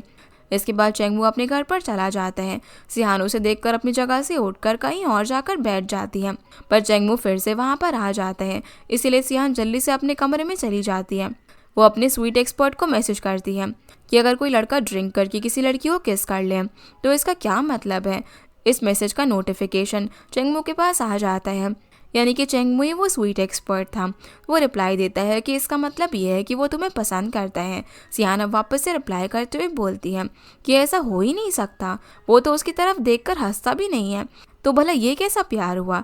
इसके बाद चेंगमू स्माइल करने की प्रैक्टिस करने लग जाता है, लेकिन उसकी हर एक स्माइल फेक लग रही थी। अगले दिन अब सियान रियो के साथ ब्रेकफास्ट कर रही थी, तभी चेंगमू आकर बिना बात किए अजीब से स्माइल देने लग जाता है। सियान उसे कहती है कि तुम्हें तो स्माइल करना ही नहीं आता, इसीलिए तुम ऐसा मत किया करो। इतना कहकर वो किचन में चली जाती है। चेंगमू भी अब उसके पीछे किचन में चला जाता है। उस वक्त सियान उससे पूछती है कि अगर बच्चे को अपने मॉम और डैड किसी एक को चूज़ करना हो तो वो किसको करे। ये सुनकर उसको अपने बचपन याद आ जाता है जब उसकी मॉम उसे बहुत डांटती थी। वो सियान से बोलता है कि ये बात तुमने मेरे सामने कही है, रियो के सामने ये बात मत करना क्योंकि वो बहुत ही स्मार्ट बच्चा है। मैं नहीं चाहता कि वो इस बात को सोचकर ट्रॉमा में चला जाए। अब चेंगमू के वहाँ से जाने के बाद सियान फिर से स्वीट एक्सपर्ट को मैसेज करके पूछती है कि अगर कोई लड़का बिना बात किए किसी लड़की को स्माइल दे तो इसका क्या मतलब है। तभी चेंगमू के फ़ोन पर नोटिफिकेशन आती है। जैसे ही सियान ने उस मैसेज को देखा तो बहुत ज़्यादा हैरान हो गई क्योंकि उसका मैसेज चेंगमू के पास आ रहे थे। उन मैसेज को देखकर वो समझ जाती हैं कि वो स्वीट एक्सपर्ट है। सियान अब मन में काफ़ी ज़्यादा खुश हो रही थी क्योंकि चेंगमू उसे पसंद करता था, लेकिन तभी वो सोचती है कि मैंने तो चेंगमू के सामने काफ़ी अजीब हरकतें की हैं जिन्हें याद करके वो बहुत ज़्यादा फ्रस्ट्रेट हो जाती है। इधर लिया अपने शूट पर था, तभी उसके पास चेंगयू का कॉल आता है। वो उसे रात में डिनर पर जाने के लिए पूछ रही थी, पर पास ही बैठी उसकी को स्टार भी उनकी बातें सुन लेती है और जानबूझकर कहती है कि आज रात हमारा फिर से शूट है। ये सुनकर चेंगयू फ़ोन कट कर देती है। इसके बाद शॉप में चेंगमू जब लेमन काट रहा था तभी उसके साथ वर्कर आकर उससे पूछते हैं कि आखिर बॉस आप इतने लेमन क्यों काट रहे हो, क्या कोई नया डेजर्ट बनाने वाले हो। पर वो उन्हें डांट कर अपने काम पर लगा देता है। वहीं घर पर भी सियान चेंगमू के लिए उसका फेवरेट वेजिटेबल सूप बना रही थी। साथ ही वो खुद को चेंगमू के साथ देखकर बहुत ही ज़्यादा खुश हो रही थी क्योंकि वो भी उसे पसंद करने लगी थी।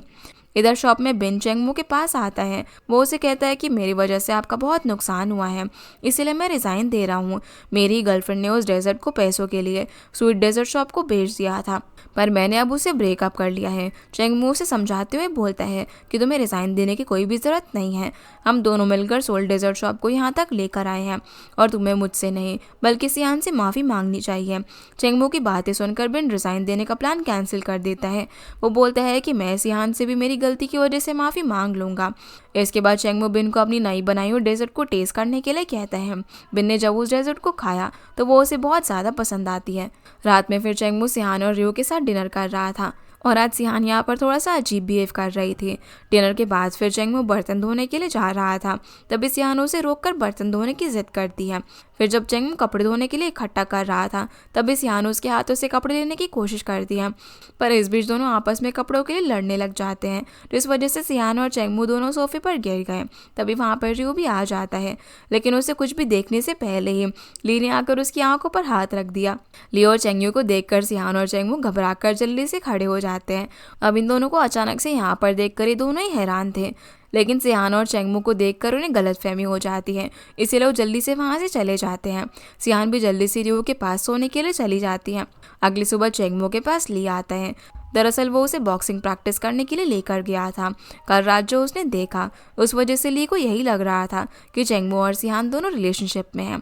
तभी ली चेंगमू से बोलता है कि मैं इस बार तुम्हारी बहन का बर्थडे बहुत ही स्पेशल बनाने वाला हूँ। मैं बहुत लोगों से एडवाइस ली थी, लेकिन मुझे अभी तक किसी का भी आइडिया अच्छा नहीं लगा। क्या तुम मुझे कोई आइडिया दे सकते हो? पर चेंगमू बोलता है कि मैं तो सारा दिन केक बनाने में बिजी रहता हूँ, मेरे पास कोई भी आइडिया नहीं है। इसके बाद हम सोल डेजर्ट शॉप को देखते हैं, जहाँ पर चेंगमू ने एक नया डेजर्ट लॉन्च किया था जो कि लोगों को काफ़ी ज़्यादा पसंद आ रहा था और उनकी शॉप पर फिर से कस्टमर आना शुरू हो जाते हैं। रात में घर आने के बाद चेंगमू देखता है कि सियान काम करते करते ही सो गई थी। वो सियान की लैपटॉप में देखता है कि उसने स्वीट शॉप के नए डेजर्ट पर आर्टिकल पोस्ट किया हुआ था। तभी सियान भी जाग जाती हैं। चेंगमू सियान से बोलता है कि मैं तुम्हें कहने वाला था कि मैंने एक नया डेजर्ट लॉन्च किया है, इसीलिए तुम उसे टेस्ट करने के लिए आ जाना और उस पर एक आर्टिकल भी लिख देना। लेकिन मैंने अभी अभी देखा कि तुमने स्वीट शॉप के डेजर्ट के लिए आर्टिकल लिखा है, इसीलिए अब तुम्हें नहीं आना है, तुम उन्हीं के डेजर्ट के आर्टिकल पोस्ट करो। ये बोलकर वो यहाँ से चला जाता है। अगली सुबह अब सुहान उसको मना करने के बावजूद भी सोल शॉप में आ जाती है, जहाँ पर बिन नए डेजर्ट को टेस्ट करने के लिए ले आता है। साथ ही वो उसे पुरानी बातों को लेकर माफ़ी भी मांगता है। सियान ज़्यादा टाइम नहीं लगाती और उसे माफ़ कर देती है। फिर जैसे ही वो डेजर्ट को टेस्ट करती है तो वो उसे बहुत ही ज़्यादा पसंद आता है। फिर चेंगमू भी उसके सामने आकर बैठ जाता है। सियान उससे पूछती है कि आखिर इस डेजर्ट के पीछे क्या स्टोरी है, तो वो उसे कहता है कि इस डेजर्ट के पीछे कोई भी स्टोरी नहीं है। लेकिन वो उसकी बात बिल्कुल भी नहीं मानती, क्योंकि उसे पता था कि ऐसा हो ही नहीं सकता कि चेंगमू कोई डेजर्ट बनाए और उसके पीछे ही कोई स्टोरी ना हो। इधर सभी वर्कर इन दोनों को छुपकर देख रहे थे। वो रियो से पूछते हैं कि आखिर तुम्हारे गॉडफादर और आंटी के बीच में क्या चल रहा है। तो रियो कहता है कि वो दोनों बस वो एक दूसरे के साथ परिवार की तरह रह रहे हैं। अब क्योंकि चेंगमू उसे कोई स्टोरी नहीं बता रहा था, इसलिए सियान उसे मस्का लगाना शुरू कर देती है। तो इस वजह से वो उसे अपने डेजर्ट की स्टोरी बताने के लिए मान जाता है। वो बताता है कि प्यार की दो साइड होती है, कभी वो स्वीट लगता है तो कभी सार लगता है। ये सुनकर सियान समझ जाती है कि चेंगमू मोजू के आने से जल रहा था। तभी वो उससे बोलती है कि मैं आज रात अपने दोस्तों के पास जा रही हूँ, इसलिए तुम्हें रियो का ध्यान रखना होगा। जाते वक्त चेंगमू उससे बोलता है कि वहाँ पर शराब मत पीना। इसके बाद सियान अपना आर्टिकल लिखने लग जाती है। इसके बाद हम ली को देखते हैं, जो कि चेंगमू को डिनर के लिए ले जाता है। कार में बैठकर चेंगयू उससे कहती है कि मेरे पास एक प्रोड्यूसर आया था, वो तुम्हें मूवी में सेकंड मेल लीड के तौर पर रखना चाहता है, लेकिन मुझे लगता है कि वो मूवी तुम्हें सूट नहीं करेगी, इसलिए तुम एक बार उसे देख लेना और अपना डिसीजन ध्यान से लेना। ली बोलता है कि अभी हम खाना खाने चलते हैं, उसके बाद ये सब बातें करेंगे। इधर सोल शॉप में चेंगमू के पास मोजू की बहन आ जाती है। वो उसे बोलती है कि तुम्हारी भी एक स्वीट शॉप है और हमारी भी, ये तो बहुत ही अच्छा मैच हुआ, क्यों ना तुम मेरे बॉयफ्रेंड बन जाओ। लेकिन वो उसे कुछ भी नहीं कहता और वहाँ से चला जाता है। जो सुनकर मोजू की बहन बहुत ज़्यादा दुखी हो जाती है। अब यहाँ पर पीछे जियान नाम का चेंगमू का साथी वर्कर भी खड़ा था। उसे देखकर मोजू की बहन और ज़्यादा गुस्सा हो जाती है, क्योंकि उसने उनकी सारी बातें सुन ली थी। उसका मूड ठीक करने के लिए जियान उसे कुछ जोक सुनाता है जिससे कि उसका मूड अच्छा हो जाता है। फिर हमें सिहान को दिखाया जाता है जो कि अपनी फ्रेंड्स के साथ डिनर करने के लिए चली जाती है। दरअसल ये पार्टी मोजू ने ऑर्गेनाइज की थी क्योंकि सिहान ने उसके डेजर्ट के लिए आर्टिकल जो लिखा था। सिहान उससे बोलती है कि इतनी छोटी सी बात के लिए इतना करने की जरूरत नहीं थी। फिर सभी लोग ड्रिंक करने लग जाते हैं। सियान भी उनके कहने पर काफ़ी ज़्यादा ड्रिंक कर लेती है। सभी दोस्तों के जाने के बाद हम मोजू सियान को अपनी फीलिंग्स बता देता है, लेकिन वो नशे की हालत में बोलती है कि चेंगमू मैं तुम्हें पसंद करती हूँ, जो सुनकर मोजू थोड़ा सा दुखी हो जाता है। वो चेंगमू को फ़ोन करके बोलता है कि तुम सियान को यहाँ से ले जाओ, उसने काफ़ी ड्रिंक कर ली है। थोड़ी देर बाद चेंगमू भी वहाँ पर आ जाता है। वो जल्दी से मोजू से सिहान का पर्स ले लेता है और उससे बोलता है कि मैं सिहान का अच्छे से ख्याल रख सकता हूँ। दूसरी तरफ ली चेंगयू का बर्थडे सेलिब्रेट करने के लिए उसे एक सरप्राइज डिनर पार्टी देता है। ली यहाँ पर उसके लिए गाना भी गाता है जो कि उसे काफ़ी पसंद आता है। चेंगयू भी ली से अब प्यार करने लगी थी। इसके बाद वो दोनों मिलकर केक कट करते हैं। केक काटने के बाद ली उसे बोलता है कि क्या तुम मेरी गर्लफ्रेंड बनोगी, जिस पर वो हाँ में जवाब देती है और दोनों एक दूसरे को किस करते हैं। बाद में हम चेंगमू को देखते हैं। सियान ने पार्टी में ज़्यादा ही पी ली थी, इसलिए चेंगमू उसे उठाकर लेकर आ रहा था। रास्ते में सियान यहाँ पर उसे बोलती है कि मुझे पता है कि चेंगमू मुझे पसंद करता है और चेंगमू ही स्वीट एक्सपर्ट है। ये सुनकर वो उस वक्त के लिए थोड़ा सा हैरान हो जाता है, पर मौका देखकर वो उससे पूछता है कि क्या तुम चेंगमू को पसंद करती हो, लेकिन सियान उसकी बात का कोई भी जवाब नहीं देती। अगली सुबह अब जब वो सोच रही थी कि आखिर चेंगमू को कैसी लड़कियां पसंद है और वो वैसे बनने की एक्टिंग भी कर रही थी, तभी चेंगमू और रियो भी उसके पीछे खड़े थे। सियान फिर अपने पीछे चेंगमू को देखकर बहुत ही ज़्यादा डर जाती है क्योंकि उसने उसकी सारी बातें सुन ली थी और वो जल्दी से वहाँ से भाग जाती है। वो अब अपने कमरे के अंदर आकर खुद को बहुत कोसती है। बाहर से चेंगमू उसे आवाज़ लगाते हुए कहता है कि रियो के स्नैक्स ख़त्म हो गए हैं, इसलिए हमें स्नैक्स लेने के लिए मार्केट जाना होगा। तो इसके बाद सभी मार्केट चले जाते हैं। मार्केट जाने के बाद चेंगमू और रियो दोनों एक साथ में बैठे हुए थे। तभी चेंगमू को देखकर एक लड़की उसके पास आ जाती है। दरअसल वो उसको इम्प्रेस करने की कोशिश कर रही थी। उसी वक्त सियान भी वहाँ पर आ जाती है। रियो उस लड़की को भगाने के लिए चेंगमू को कहता है कि देखो डैड, मॉम आ गई है। ये सुनकर वो लड़की उदास होकर वहाँ से चली जाती है और वहाँ से जाते वक्त सियान चेंगमू को एक बैंड देते हुए कहती है कि इस बैंड की मदद से कोई लड़की तुम्हारे पास नहीं आएगी। ये देखकर वो भी काफ़ी खुश हो जाता है क्योंकि सियान भी कहीं ना कहीं उसे पसंद करने लगी थी। तभी सियान के पास उसकी बहन का मैसेज आता है। वो उसे बोलती है कि अगले वीक हम रियो को फिर से अपने पास बुला रहे हैं। ये सुनकर वो काफ़ी ज़्यादा उदास हो जाती है। इधर ली और चेंगयू दोनों ब्रेकफास्ट कर रहे थे, जहाँ पर ली अपनी और चेंगयू की फ़ोटो लेकर कहता है कि ये फ़ोटो मैं चेंगमू को भेजूंगा, आखिर उन्हें भी तो खुशखबरी मिलनी चाहिए ना। लेकिन चेंगयू उसे ऐसा करने से मना कर देती है और बोलती है कि अगर तुमने इस बात के बारे में किसी को भी बताया तो मैं तुमसे ब्रेकअप कर लूँगी, क्योंकि मैं नहीं चाहती कि चेंगमू अकेला फील करे। इसके बाद हमें फिर से सियान और चेंगमू को दिखाया जाता है, जहाँ पर सियान उसे बोलती है कि क्या आज तुम मुझे एक नए डेजर्ट बनाना सिखा सकते हो। जो सुनकर वो उसे डेजर्ट सिखाने के लिए मान जाता है। शॉप में बिन सभी को आकर बताता है कि उनकी शॉप फिर से काफ़ी ज़्यादा पॉपुलर हो गई है। उनकी शॉप में फिर से पहले जितने कस्टमर आना शुरू हो गए हैं, इसीलिए हमें अब अपनी सप्लाई भी बढ़ानी चाहिए। लेकिन चेंगमू कहता है कि सप्लाई बढ़ाने के लिए हमें डेजर्ट को एक दिन पहले बनाना होगा, पर इससे उस डेजर्ट का टेस्ट बिगड़ जाएगा। इसीलिए हम लिमिटेड डेजर्ट ही रखेंगे क्योंकि हमें क्वालिटी पर फोकस करना है। फिर चेंगमू अपने सभी वर्कर्स को कहता है कि आज तुम काम करके जल्दी घर चले जाना। ये बात सुनकर सभी को शौक हो जाता है कि ज़रूरत सियान शॉप में आने वाली है। वहीं कंपनी में सियान और चेंगयू दोनों काम के रिलेटेड एक मीटिंग कर रही थी। तभी चेंगयू सियान से बोलती है कि क्या तुम्हारे और चेंगमू के बीच में कोई प्रोग्रेस हुई है, जिस पर वो कहती है कि अभी तो ऐसा कुछ भी नहीं हुआ है। चेंगयू अब सियान से बोलती है कि मैं मेरे भाई को जानती हूँ, वो खुद की फीलिंग को इतना जल्दी एक्सप्रेस नहीं करता, लेकिन वो तुम्हें बाकी लोगों से अलग ट्रीट करता है, इसलिए तुम्हें हार नहीं माननी चाहिए। वहीं शॉप में मोजू की बहन सोफे पर खड़ी होकर चुप चुप कर चेंगमू की फोटो क्लिक कर रही थी। तभी वो ध्यान नहीं देती और नीचे गिरने वाली थी, लेकिन जल्दी से आकर जियान उसे पकड़ लेता है। दोनों एक दूसरे के काफ़ी क्लोज आ गए थे और इस मोमेंट में मोजू की बहन जियान को अपना दिल दे बैठती है। उसके जाने के बाद वो बोलती है कि मैंने तो इस पर ध्यान ही नहीं दिया। थोड़ी देर बाद अब सियान भी डेजर्ट सीखने के लिए चेंगमू के पास आ जाती है, जहाँ चेंगमू उसे डेजर्ट बनाना सिखाने लग जाता है। जो सब बाहर खड़े होकर उसके साथी वर्कर देख रहे थे, वो बाहर जियान और मोजू की बहन हान को भी देखते हैं, जहाँ पर हान जियान को बोलती है कि मैं अब चेंगमू को पसंद नहीं करती हूँ, बल्कि मैं अब तुम्हें पसंद करती हूँ। और वो जियान के फ़ोन में अपना नंबर गर्लफ्रेंड के नाम से सेव कर देती है, जो देखकर वो काफ़ी हैरान हो जाता है। वो बोलता है कि मैंने तो अभी तक तुम्हें हाँ भी नहीं कहा है, पर हान कहती है कि तुम चाहे हाँ करो या फिर ना करो, आज के बाद तुम मेरे बॉयफ्रेंड हो। तभी सियान भी बाहर आ जाती है। वो बिन से कहती है कि आखिर चेंगमू को कैसी लड़कियां पसंद है। तो बिन बोलता है कि तुम्हें कुछ भी करने की ज़रूरत नहीं है, क्योंकि चेंगमू तुम्हें ऐसे ही प्यार करता है, क्योंकि वो किसी भी लड़की को अटेंशन नहीं देता, सिर्फ तुम्हें छोड़कर। जो सुनकर वो शर्मा जाती है।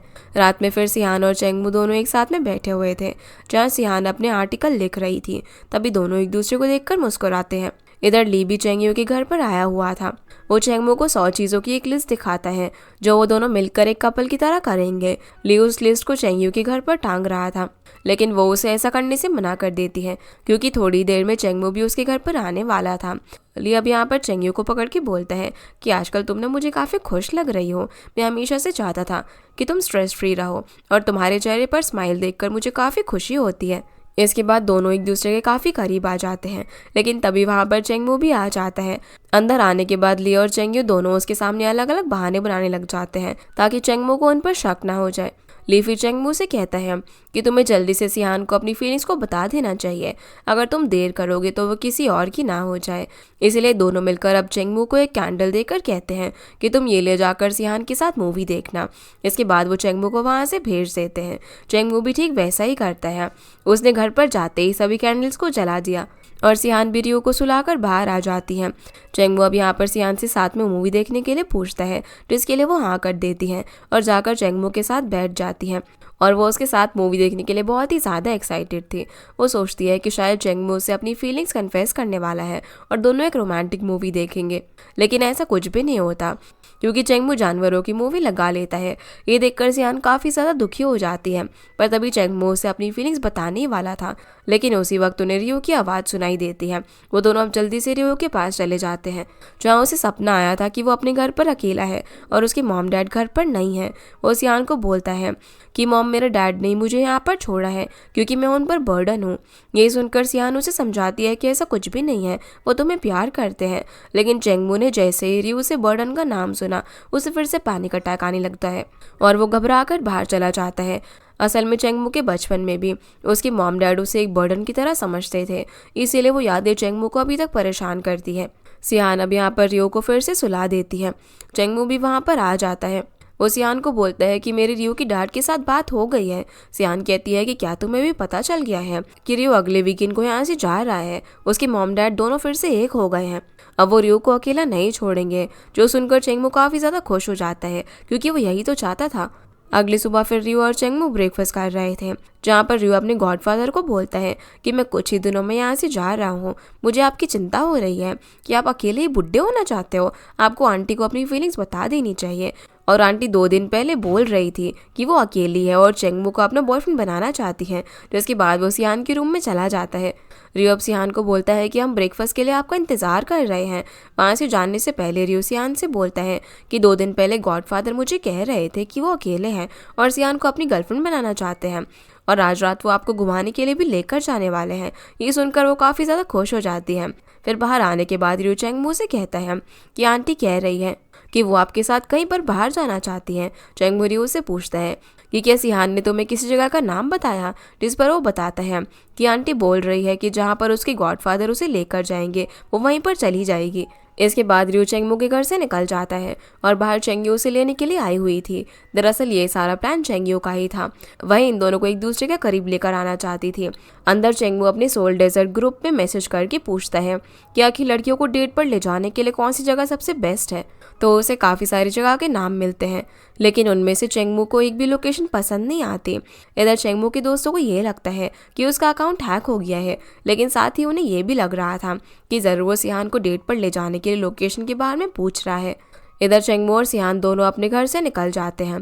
ऑफिस में अब चेंगयू रियो के साथ बैठी हुई थी। थोड़ी देर बाद ली भी वहाँ पर आ जाता है। चेंगयू अब यहाँ पर ली को बताती है कि सियान और चेंगमू दोनों डेट पर जा रहे हैं, इसीलिए आज रियो मेरे पास है। ये सुनकर लियू बहुत ज़्यादा हैरान हो जाता है, क्योंकि उसे लग रहा था कि चेंगमू कभी भी सियान को अपनी फीलिंग्स नहीं बता पाएगा। वो चेंगयू से पूछता है कि आखिर ये कैसे हुआ, तो बताती है कि ये सब रियो की वजह से हुआ। तभी लीक बोलता है कि रियो एक बहुत ही क्यूट और स्मार्ट बच्चा है, हमें भी ऐसे ही एक स्मार्ट बच्चा पैदा करना चाहिए। जो सुनकर रियो बोलता है कि क्या आप दोनों रिलेशनशिप में हो। जो सुनकर दोनों के जवाब अलग अलग होते हैं, एक हाँ बोल रहा था तो दूसरा ना। इसीलिए चेंगयू ली को अब काम का बहाना देकर वहां से भेज देती है।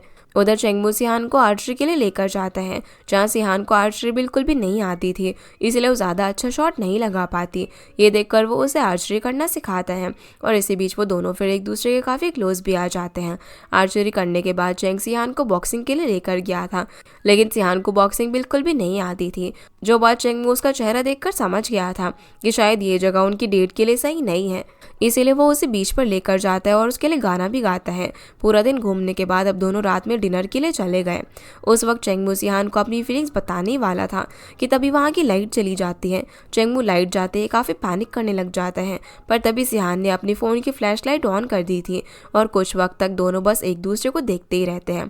तभी वेट्रेस आकर उन्हें बताती है कि लाइट में थोड़ी सी खराबी आ गई है, इसीलिए थोड़े टाइम बाद लाइट आएगी। उसके जाने के बाद सिहान चेंगमू से कहती है कि अगर आज तुम मुझे कुछ कहना चाहते हो तो कह सकते हो। ये सुनकर वो सिहान से बोलता है कि मुझे तुम्हारे साथ रहना बहुत ज़्यादा पसंद है और अगर तुम चाहो तो मैं तुम्हें और भी बहुत सारी स्किल्स सिखा सकता हूँ। सिहान बोलती है कि बस यही कहना चाहते हो। जिसके बाद वो खड़ी होकर वहाँ से चली जाती है। उसके पीछे चेंगमू भी आ जाता है। रास्ते में अब सिहान के पास उसकी मॉम का कॉल आता है। आज भी सिहान उन्हें अपने काम के बारे में कुछ भी नहीं बताती। फिर चेंगमू सियान से बोलता है कि आखिर तुम अपनी मॉम से अपने काम को क्यों छुपा रही हो। सियान बोलती है कि मेरी मॉम को लगता है कि आर्टिकल लिखना कोई जॉब नहीं है और मेरे वर्ड्स लोगों की जिंदगियां बदल रहे हैं, इसलिए मुझे लिखना पसंद है। सियान फिर चेंगमू को लोगों के भेजे हुए मैसेज भी दिखाने लग जाती है और इसी बीच दोनों फिर से काफ़ी करीब आ जाते हैं। फिर रात में रियो को सुलाने के बाद चेंगमू और सिहान दोनों एक साथ बैठे हुए थे। तभी सिहान बोलती है कि मुझे बहुत दुख है कि कुछ ही दिनों में रियो जा रहा है। चेंगमू बोलता है कि तुम्हें फिक्र करने की ज़रूरत नहीं है, मैं मेरे भाई को जानता हूँ, वो अपनी फैमिली को सेटल करने के लिए काफ़ी मेहनत कर रहा है। इसी बात का फ़ायदा उठाकर सिहान चेंगमू से बोलती है कि कुछ बातें ना ऐसी होती है जिन्हें हमें ज़्यादा देर तक अपने अंदर नहीं रखना चाहिए, बल्कि उन्हें बता देना चाहिए। अगले दिन फिर ऑफिस में ली और उसके को एक्टर का फोटोशूट चल रहा होता है। उसके साथ फोटोशूट के वक्त ली काफ़ी ज़्यादा अनकंफर्टेबल फील कर रहा था, क्योंकि वो उसके साथ कुछ ज़्यादा ही चिपक रही थी। अपने ड्रेसिंग रूम में आने के बाद वो कोस्टार जिसका नाम मोआन है, वो अपनी आंखों में कुछ गिराने का नाटक करने लग जाती है और साथ ही वो अपने आगे कैमरा भी ऑन रख लेती है। मोआन फिर ली को अपनी मदद करने के लिए कहती है। तभी वहाँ पर चेंगयू भी आ जाती है, जो कि बाहर ही खड़ी होकर उन दोनों को देख रही थी। मोआन यहाँ पर ली से बोलने लग जाती है कि मैं तुम्हें पसंद करती हूँ, लेकिन ली बोलता है कि मैं किसी और को पसंद करता हूँ और इसके अलावा मेरे दिल में किसी और की जगह नहीं हो सकती। ये सब बाहर खड़ी होकर चेंगयू भी सुनकर खुश हो जाती है और साथ ही वो इसके वीडियो भी बना रही थी। तभी मोआन ली को धमकी देती है कि मैंने सब कुछ कैमरा में रिकॉर्ड कर लिया है, अगर तुमने हाँ नहीं किया तो मैं इसे सोशल मीडिया पर अपलोड कर दूंगी, जिससे कि तुम्हारा करियर डूब जाएगा। जो सुनकर ली काफ़ी ज़्यादा घबरा जाता है। तभी चेंगयू की भी एंट्री होती है। उसने ली को वहाँ से भेज दिया था और वो मोआन को बोलती है कि मैंने भी तुम्हारी रिकॉर्डिंग कर ली है, मैं भी इसे सोशल मीडिया पर अपलोड करके तुम्हारा फ्यूचर ख़राब कर सकती हूँ। जो सुनकर वो ली वाली वीडियो डिलीट कर देती है और बोलती है कि आज के बाद मैं ऐसा कभी भी नहीं करूँगी।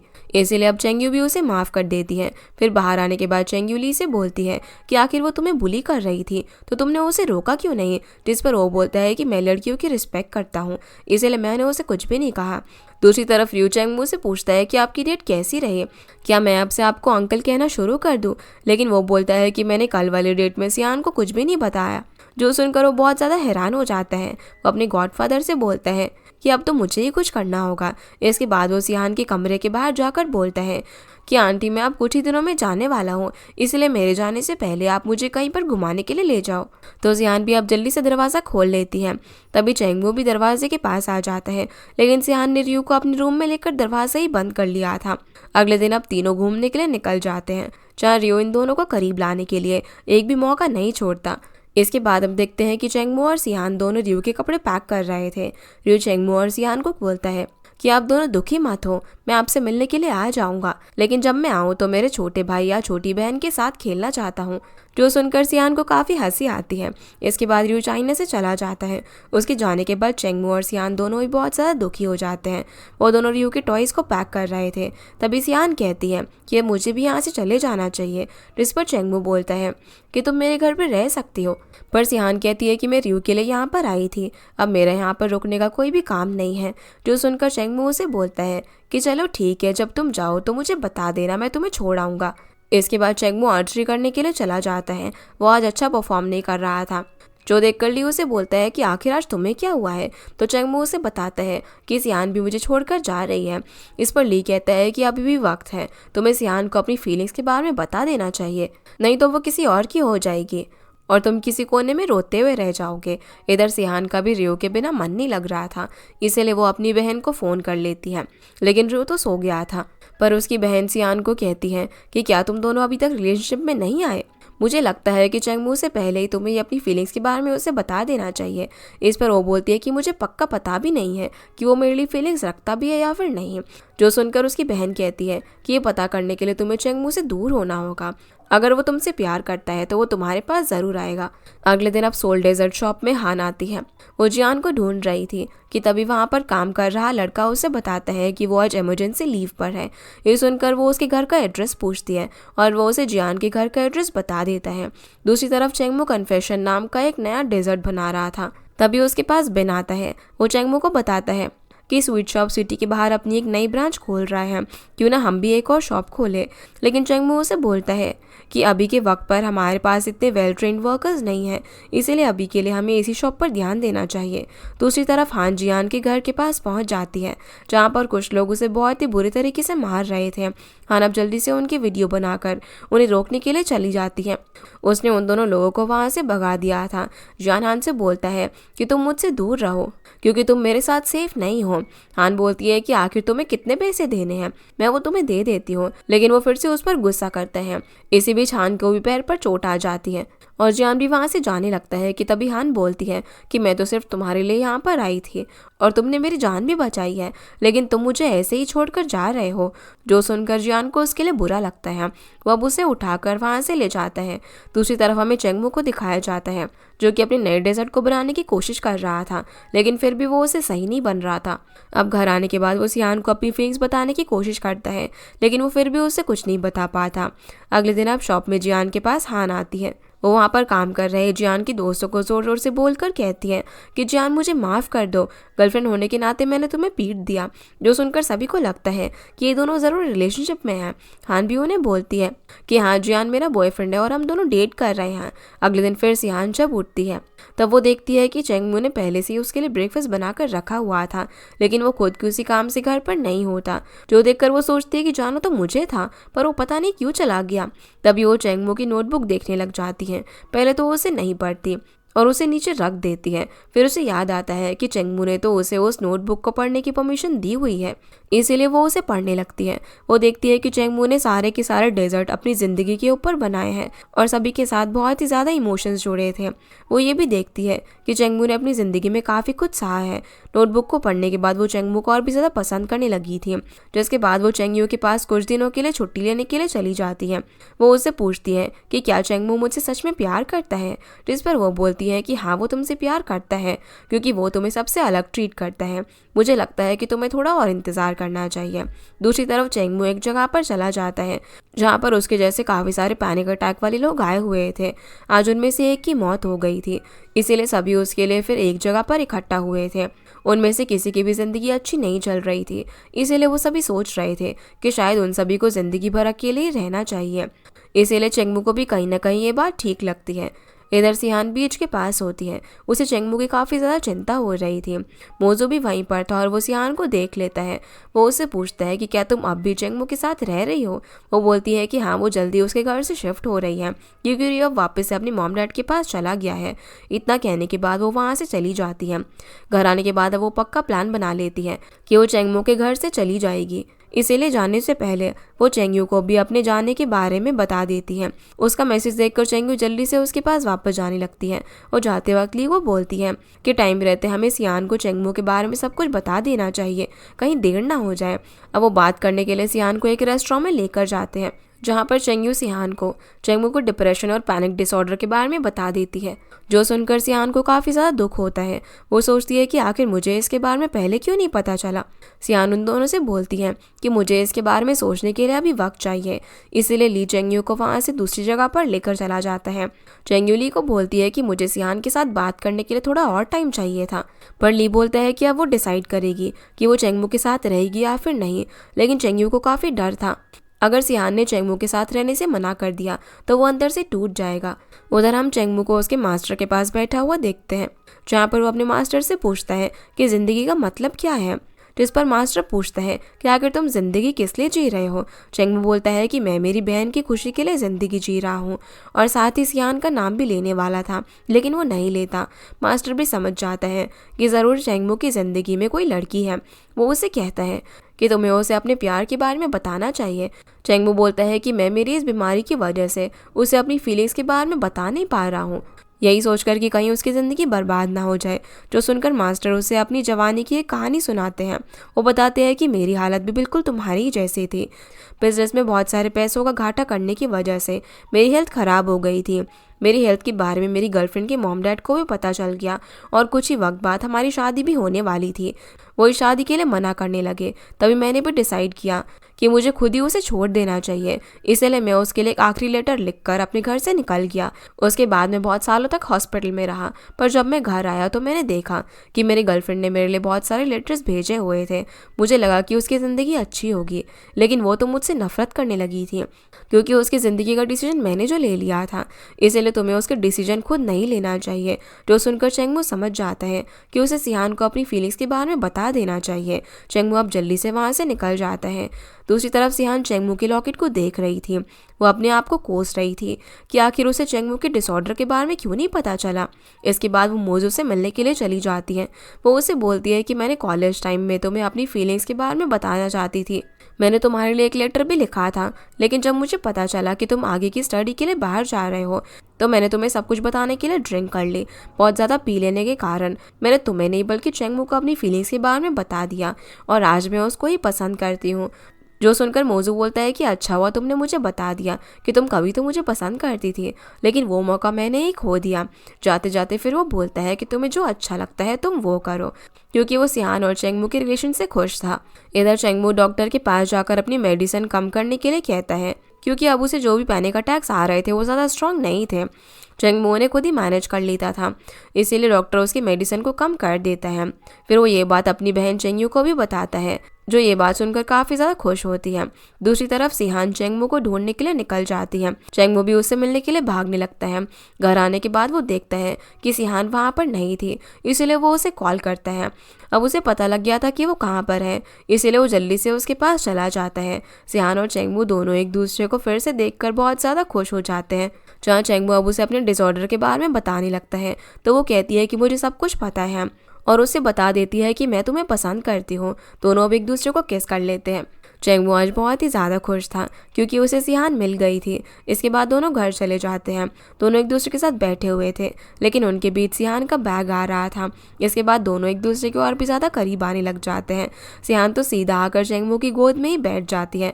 उसे लगता है कि शायद उसने कुछ ज़्यादा ही बड़ा मूव ले लिया, पर वो बोलता है कि ये बड़ा मूव नहीं है, और दोनों फिर एक दूसरे को किस करते हैं। बात में सिहान चेंगयू के साथ उसकी स्टूडियो में होती है, जहाँ पर वो सियान से बोलती है कि तुम्हारे कन्फेशन डिजर्ट वाला आर्टिकल सभी लोगों को काफ़ी ज़्यादा पसंद आ रहा है, और अब हमारे 1 मिलियन फॉलोअर भी होने वाले हैं। तभी चेंगयू उससे पूछती है कि आखिर तुम और चेंगमू एक दूसरे के इतने क्लोज कैसे आ गए। ये सुनकर चेंगमू सियान को खाना खाने का बहाना बनाकर वहाँ से ले जाने लगता है। चेंगयू भी दोनों के साथ जाने लगती है, पर वो समझ जाती है कि दोनों को साथ में जाने देना ही ठीक है। इधर सोल डेजर्ट शॉप में काम कर रहे वर्कर अपनी शॉप के बाहर जियान और हान को देख रहे थे। हान जियान के पीछे पीछे छाता लेकर उसे धूप से बचा रही थी। तभी वहाँ पर चेंगमू और सियान भी आ जाते हैं। उन दोनों ने एक दूसरे का हाथ पकड़ा हुआ था, इसलिए वहाँ पर मौजूद सभी लोगों को पता चल जाता है कि वो दोनों अब डेट कर रहे हैं। इसके बाद वो अपनी शॉप की कुछ पोस्टर्स लेकर वहाँ से चले जाते हैं। वो वर्कर भी चेंगमू के इस तरीके के बिहेवियर को देखकर बहुत ज़्यादा हैरान थे। रात में फिर चेंगमू सिहान को जल्दी घर पर ले आता है, क्योंकि उसकी हालत काफ़ी ज़्यादा ख़राब हो गई थी। चेंगमू उसके लिए मेडिसिन लेकर आता है, तो सिहान उसे पास आने के लिए कहती है। जैसे वो उसके पास आता है तो सिहान बोलती है कि अब मुझे किसी भी दवा की ज़रूरत नहीं है, क्योंकि तुम्हारी क्यूटनेस ने मुझे ठीक कर दिया। ये सुनकर वो काफ़ी ज़्यादा खुश हो जाता है। अगले दिन फिर सिहान के पास उसकी मॉम का कॉल आता है। उसे पता चलता है कि उसकी मॉम डैड उससे मिलने के लिए आ रहे हैं, जो सुनकर वो घबराकर जल्दी से चेंगमू के पास चली जाती है। उसने अपने मॉम डैड को अपने नए काम के बारे में कुछ भी नहीं बताया था, इसलिए सिहान को डर था कि वो उसे डांटेंगे, लेकिन चेंगमू बोलता है कि मैं उन्हें कुछ भी नहीं बताऊंगा, और दोनों प्लान बनाते हैं कि वो दोनों साथ में सियान की मॉम डैड को लेने के लिए जाएंगे। इसके बाद चेंगमू सियान को लेकर उसकी मॉम और डैड को घर पर ले आता है। वो सभी लोग साथ में बैठे हुए थे कि तभी सियान अपने मॉम डैड को बताती है कि चेंगमू मेरा बॉयफ्रेंड है और हम दोनों डेट कर रहे हैं। जो सुनकर सियान की मॉम डैड काफ़ी ज़्यादा हैरान हो गए। उनके रिएक्शन को देखकर सियान बताती है कि हमारा रिलेशन बहुत पुराना नहीं है और हम दोनों के बीच में कुछ भी नहीं हुआ है। जो सुनकर उसके मॉम डैड रिलैक्स हो जाते हैं। फिर सियान के डैड उसके कुछ पर्सनल बात करने के लिए वहाँ से ले जाते हैं। वो उससे बोलते हैं कि तुम सिर्फ अपनी जॉब पर कॉन्सेंट्रेट करो, क्योंकि अगर तुम्हारे पास स्टेबल जॉब होगी तभी तुम अपनी ज़िंदगी को अच्छे से जी पाओगी। और ब्लॉगिंग तो तुम बचपन में अपनी फ्री टाइम में करती थी, लेकिन अभी तुम बड़ी हो गई हो, इसीलिए ब्लॉगिंग को छोड़कर सिर्फ अपनी जॉब पर ध्यान दो। सियान उन्हें अभी भी सच नहीं बताती। वो कहती है कि मैं चेंगमू की बहन की कंपनी में एक काफ़ी अच्छी पोस्ट पर हूँ। थोड़ी देर बाद फिर चेंगमू भी वहाँ पर आ जाता है। वो सियान के डैड से बोलता है कि अब सियान के ऑफिस का वक्त हो गया है। सियान के डैड भी उसे ऑफिस के लिए भेज देते हैं। अब घर पर सियान की मॉम डैड अपने सामान की सेटिंग कर रहे थे। तभी वो चेंगमू के घर पर कुछ मेडिसिन देखते हैं, लेकिन उन्हें ये नहीं पता होता कि ये मेडिसिन किस चीज़ की है और किसकी है। फिर जैसे ही सियान के डैड ने अपने फ़ोन पर उन मेडिसिन के बारे में सर्च किया तो उन्हें पता चलता है कि डिप्रेशन की मेडिसिन है।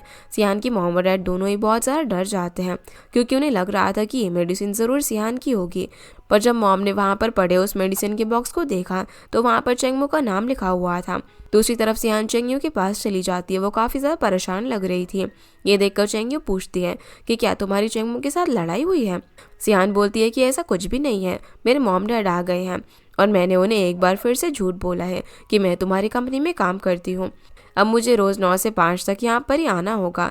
जो सुनकर वो बोलती है कि अब तुम्हें अपनी मॉम डैड को सब कुछ बता देना चाहिए, इसीलिए आज तुम उन्हें डिनर पर ले जाकर सब कुछ सच बता दो। सियान को भी चेंगयू का आइडिया अच्छा लगता है। तभी ली चुपके से चेंगयू से कहता है कि आखिर तुम मेरे मॉम डैड से कब मिलने वाली हो। जो सुनकर वो उसे चुप करा देती है। इधर शॉप के बाहर वही आदमी खड़ा हुआ था जिसे जियान ने पैसे लिए थे। उसी वक्त हान का भी वहीं पर आना हो जाता है। वो उस आदमी को पहचान जाती है और उसे बोलती है कि तुम फिर से यहाँ पर आ गए। इतना कहने के बाद वो उसे एक साइड में लेकर जाती है। हान ने उसका फ़ोन लेकर जियान के सारे पैसे खुद ही चुका दिए थे। जो देखकर वो आदमी हान को बोलता है कि जियान तुम्हारा फ़ायदा उठा रहा है, तुम्हें उसकी गर्लफ्रेंड नहीं बल्कि मेरी गर्लफ्रेंड होना चाहिए था। पर हान उसे साफ साफ इनकार कर देती है और बोलती है कि तुम मेरे बॉयफ्रेंड का अपने साथ कंपैरिजन मत करो। तभी वहाँ पर जियान भी आ जाता है। उसे भी पता चल गया था कि हान ने उसके पैसे चुका दिए हैं। उस आदमी के जाने के बाद हान फिर जियान से पूछती है कि आखिर तुमने उस आदमी से इतने सारे पैसे क्यों ले रखे थे। जिस पर वो बताता है कि किसी बीमारी की वजह से उसकी मॉम को एक्सपेंसिव ट्रीटमेंट की ज़रूरत थी, इसीलिए मुझे ट्रीटमेंट के लिए उससे पैसे लेने पड़े। फिर जाने से पहले वो हान को बोलता है कि जब तक मैं तुम्हारे सारे पैसे ना चुका दूँ तब तक हमें एक दूसरे से दूर रहना होगा। इतना कहने के बाद जियान वहाँ से चला जाता है। हान को अब काफ़ी बुरा लगता है। वो सीधा अपने भाई मोजू के पास आ जाती है। मोजू बोलता है कि अभी तो तुम हंसती हुई गई थी और अभी तुम्हारा मुंह उतरा हुआ कैसे है। हान बोलती है कि मैं तुमसे लड़कों के बारे में कुछ पूछना चाहती हूँ। वो बताती है कि मैंने जियान की डेट के सारे पैसे चुका दिए, लेकिन फिर भी वो मुझसे मिलने से इनकार कर रहा है।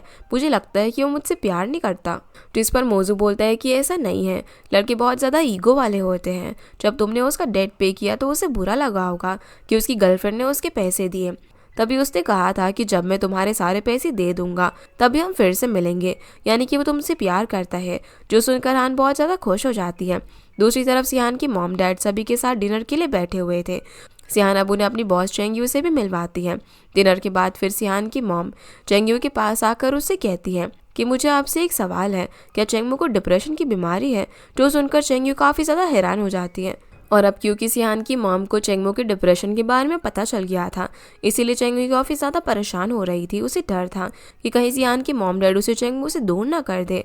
पर सियान की मॉम बोलती है कि तुम्हें घबराने की ज़रूरत नहीं है, हम बाकी के मॉम डैड की तरह छोटी सोच वाले नहीं हैं।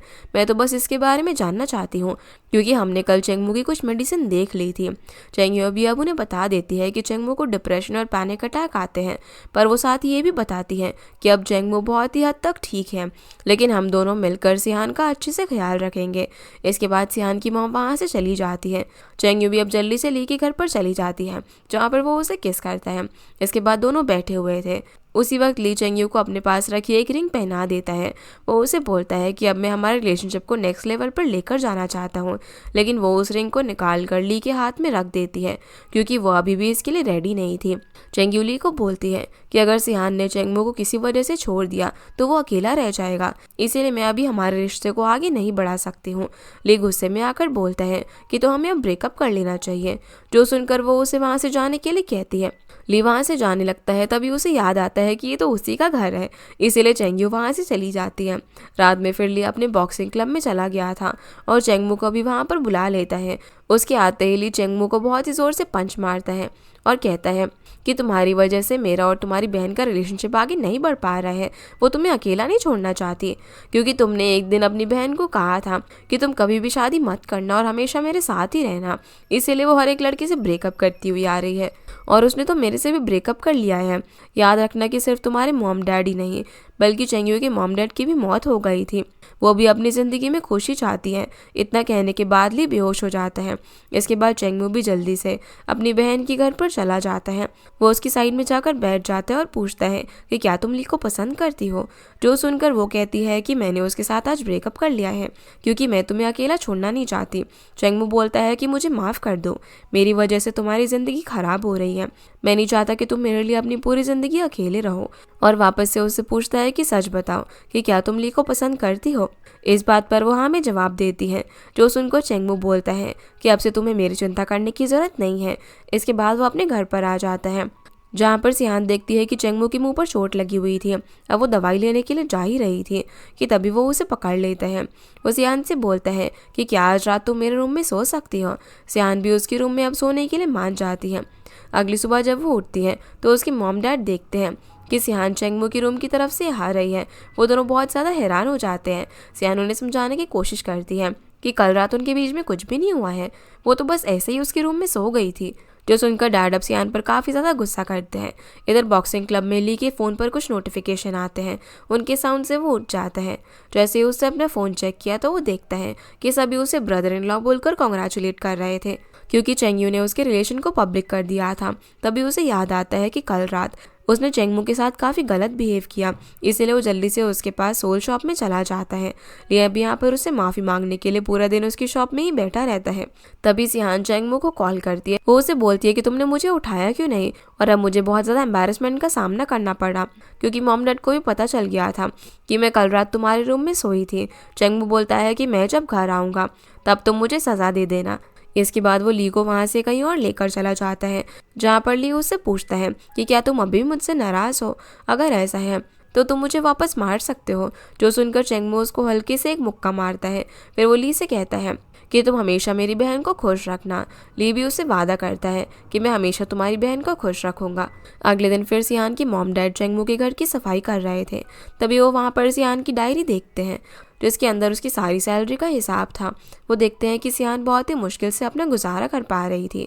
इधर सियान भी चेंगमू से बोलती है कि अब मुझे अपने मॉम डैड को सब कुछ बता देना चाहिए। चेंग भी उसकी बात से एग्री हो जाता है। रात में फिर डिनर के वक्त सियान अपनी मॉम डैड से बोलती है कि मैं आपसे बात करना चाहती हूँ। जो सुनकर मॉम डैड उसके पास आकर बैठ जाते हैं। अब वो उन्हें बोलती है कि मैं अभी तक आपको झूठ बोल रही थी, मैं किसी भी कंपनी में काम नहीं करती हूँ, बल्कि मैं तो एक फूड ब्लॉगर हूँ। ये सुनकर उसके पेरेंट्स उस पर चिल्लाने लगते हैं।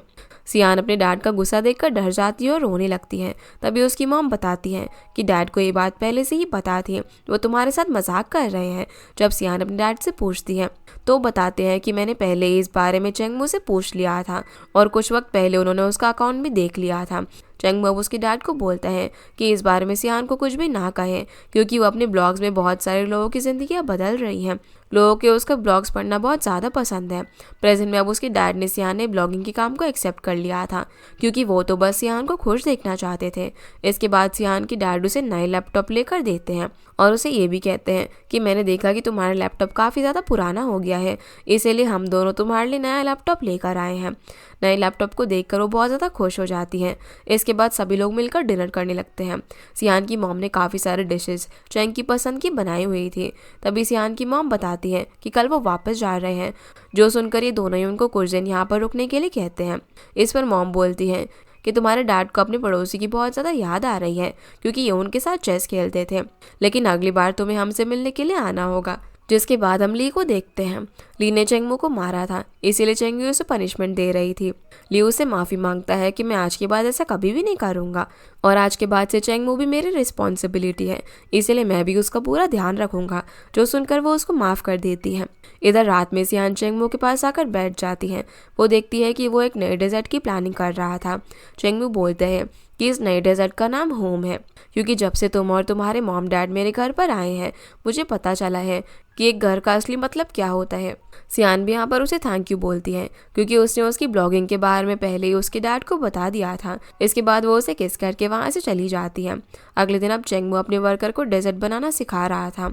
तभी चेंगमू के पास सियान की कॉल आ जाती है। वो काफ़ी वक्त तक उसके साथ बात करता रहता है। ये सब उसके साथी भी देख रहे थे। उन्हें भी चेंगमू के रिलेशनशिप में आने की खुशी थी, क्योंकि अब वो पहले से काफ़ी बदल गया था।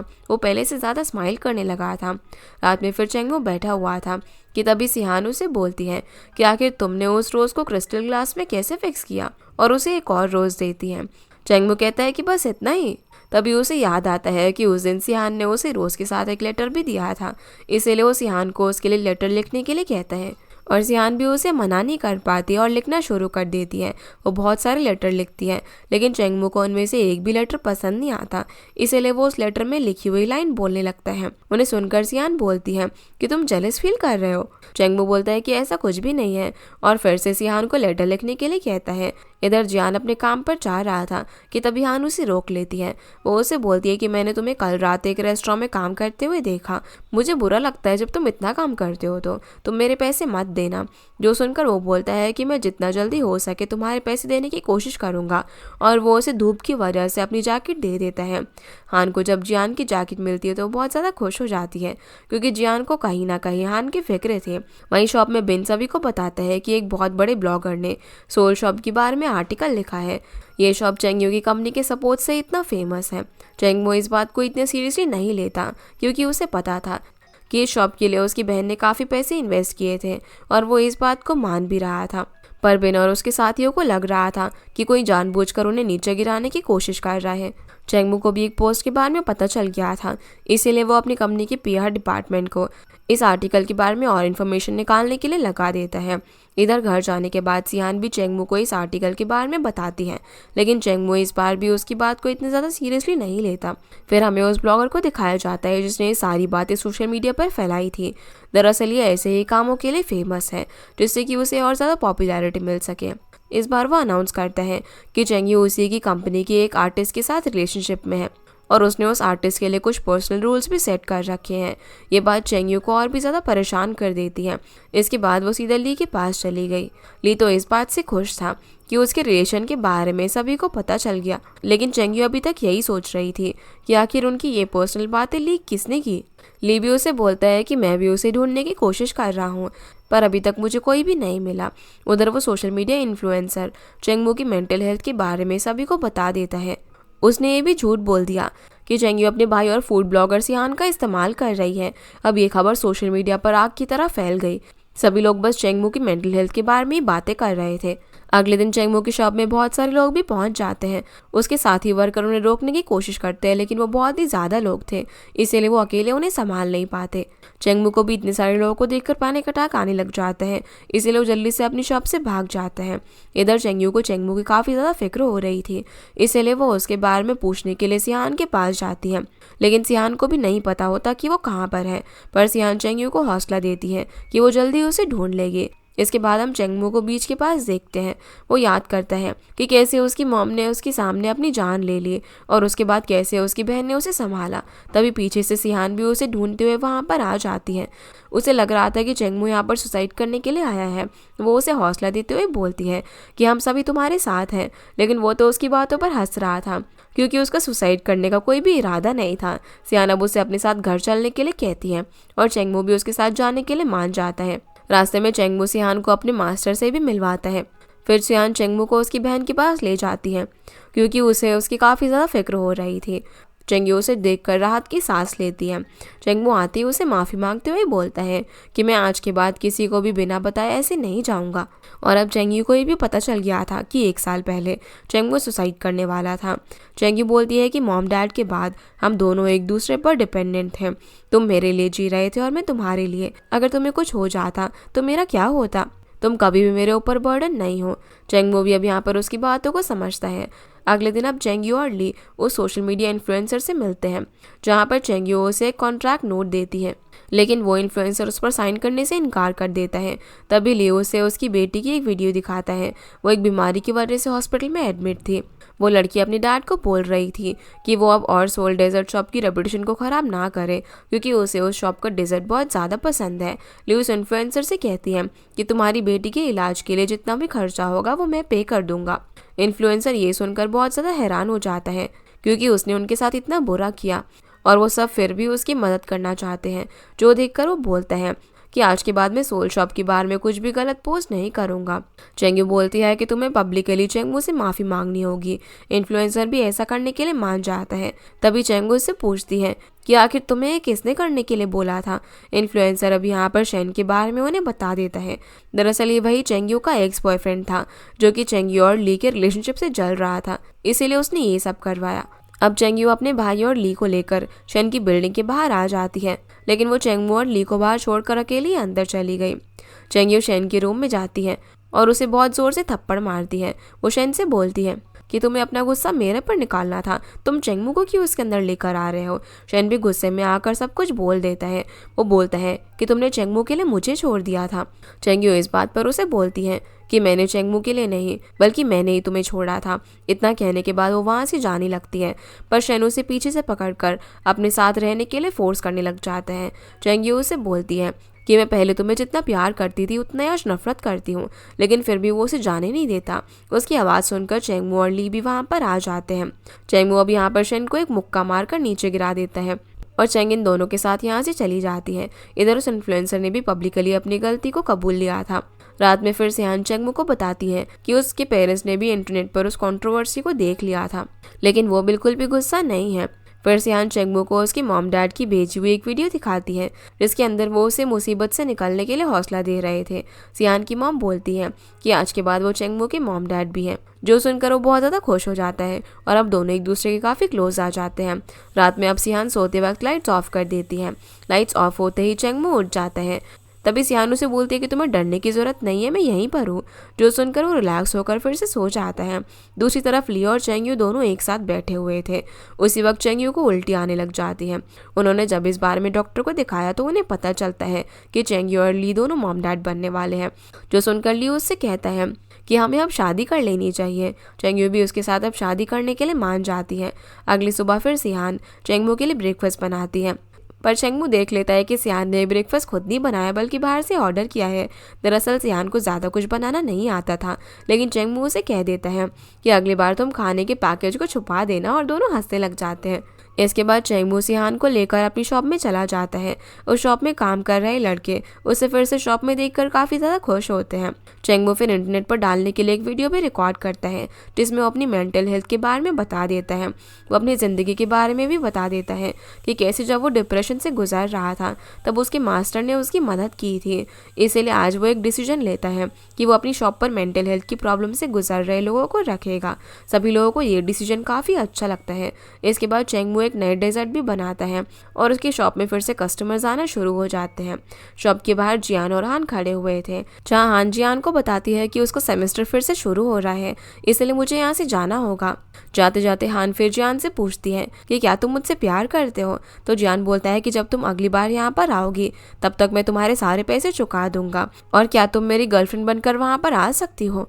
जो सुनकर वो बहुत ज़्यादा खुश हो जाती है, क्योंकि उसे पता चल गया था कि जियान भी उसे प्यार करता है। रात में फिर सियान और चेंगमू समुद्र के पास बैठकर एक दूसरे के साथ काफ़ी अच्छा टाइम स्पेंड कर रहे थे।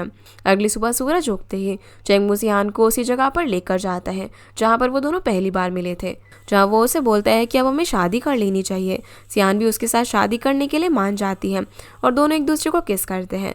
दूसरी तरफ बेन आकर अपने दोस्तों को बताता है कि जल्दी ही बॉस एक नई शॉप खोलने वाले हैं। तभी वहाँ पर जियान की गर्लफ्रेंड भी आ जाती है, क्योंकि वो 1 घंटे बाद ही यहाँ से जाने वाली थी। उसके आने की थोड़ी देर में चेंगमू और सिहान भी वहाँ पर आ जाते हैं। सभी लोग आपस में बातें कर रहे थे कि तभी रियो भी वहाँ पर आ जाता है। वो हंसते हुए बोलता है कि मेरे मॉम डैड की फिर से लड़ाई होने लगी है कि अंकल और आंटी मैं आपके साथ रह सकता हूँ। जो सुनकर सभी हंसने लग जाते हैं और चेंगमू रियो को उठा लेता है। इसी के साथ हमारा ये ड्रामा यहीं पर ख़त्म हो जाता है। तो गाइस, ये थी आज के वीडियो एंड होप आप लोगों को ये वीडियो पसंद आई होगी। तो इस वीडियो को लाइक कर चैनल को सब्सक्राइब जरूर कीजिएगा। आपसे फिर मिलते हैं अगले इंटरेस्टिंग ड्रामा में। तब तक के लिए गुड बाय।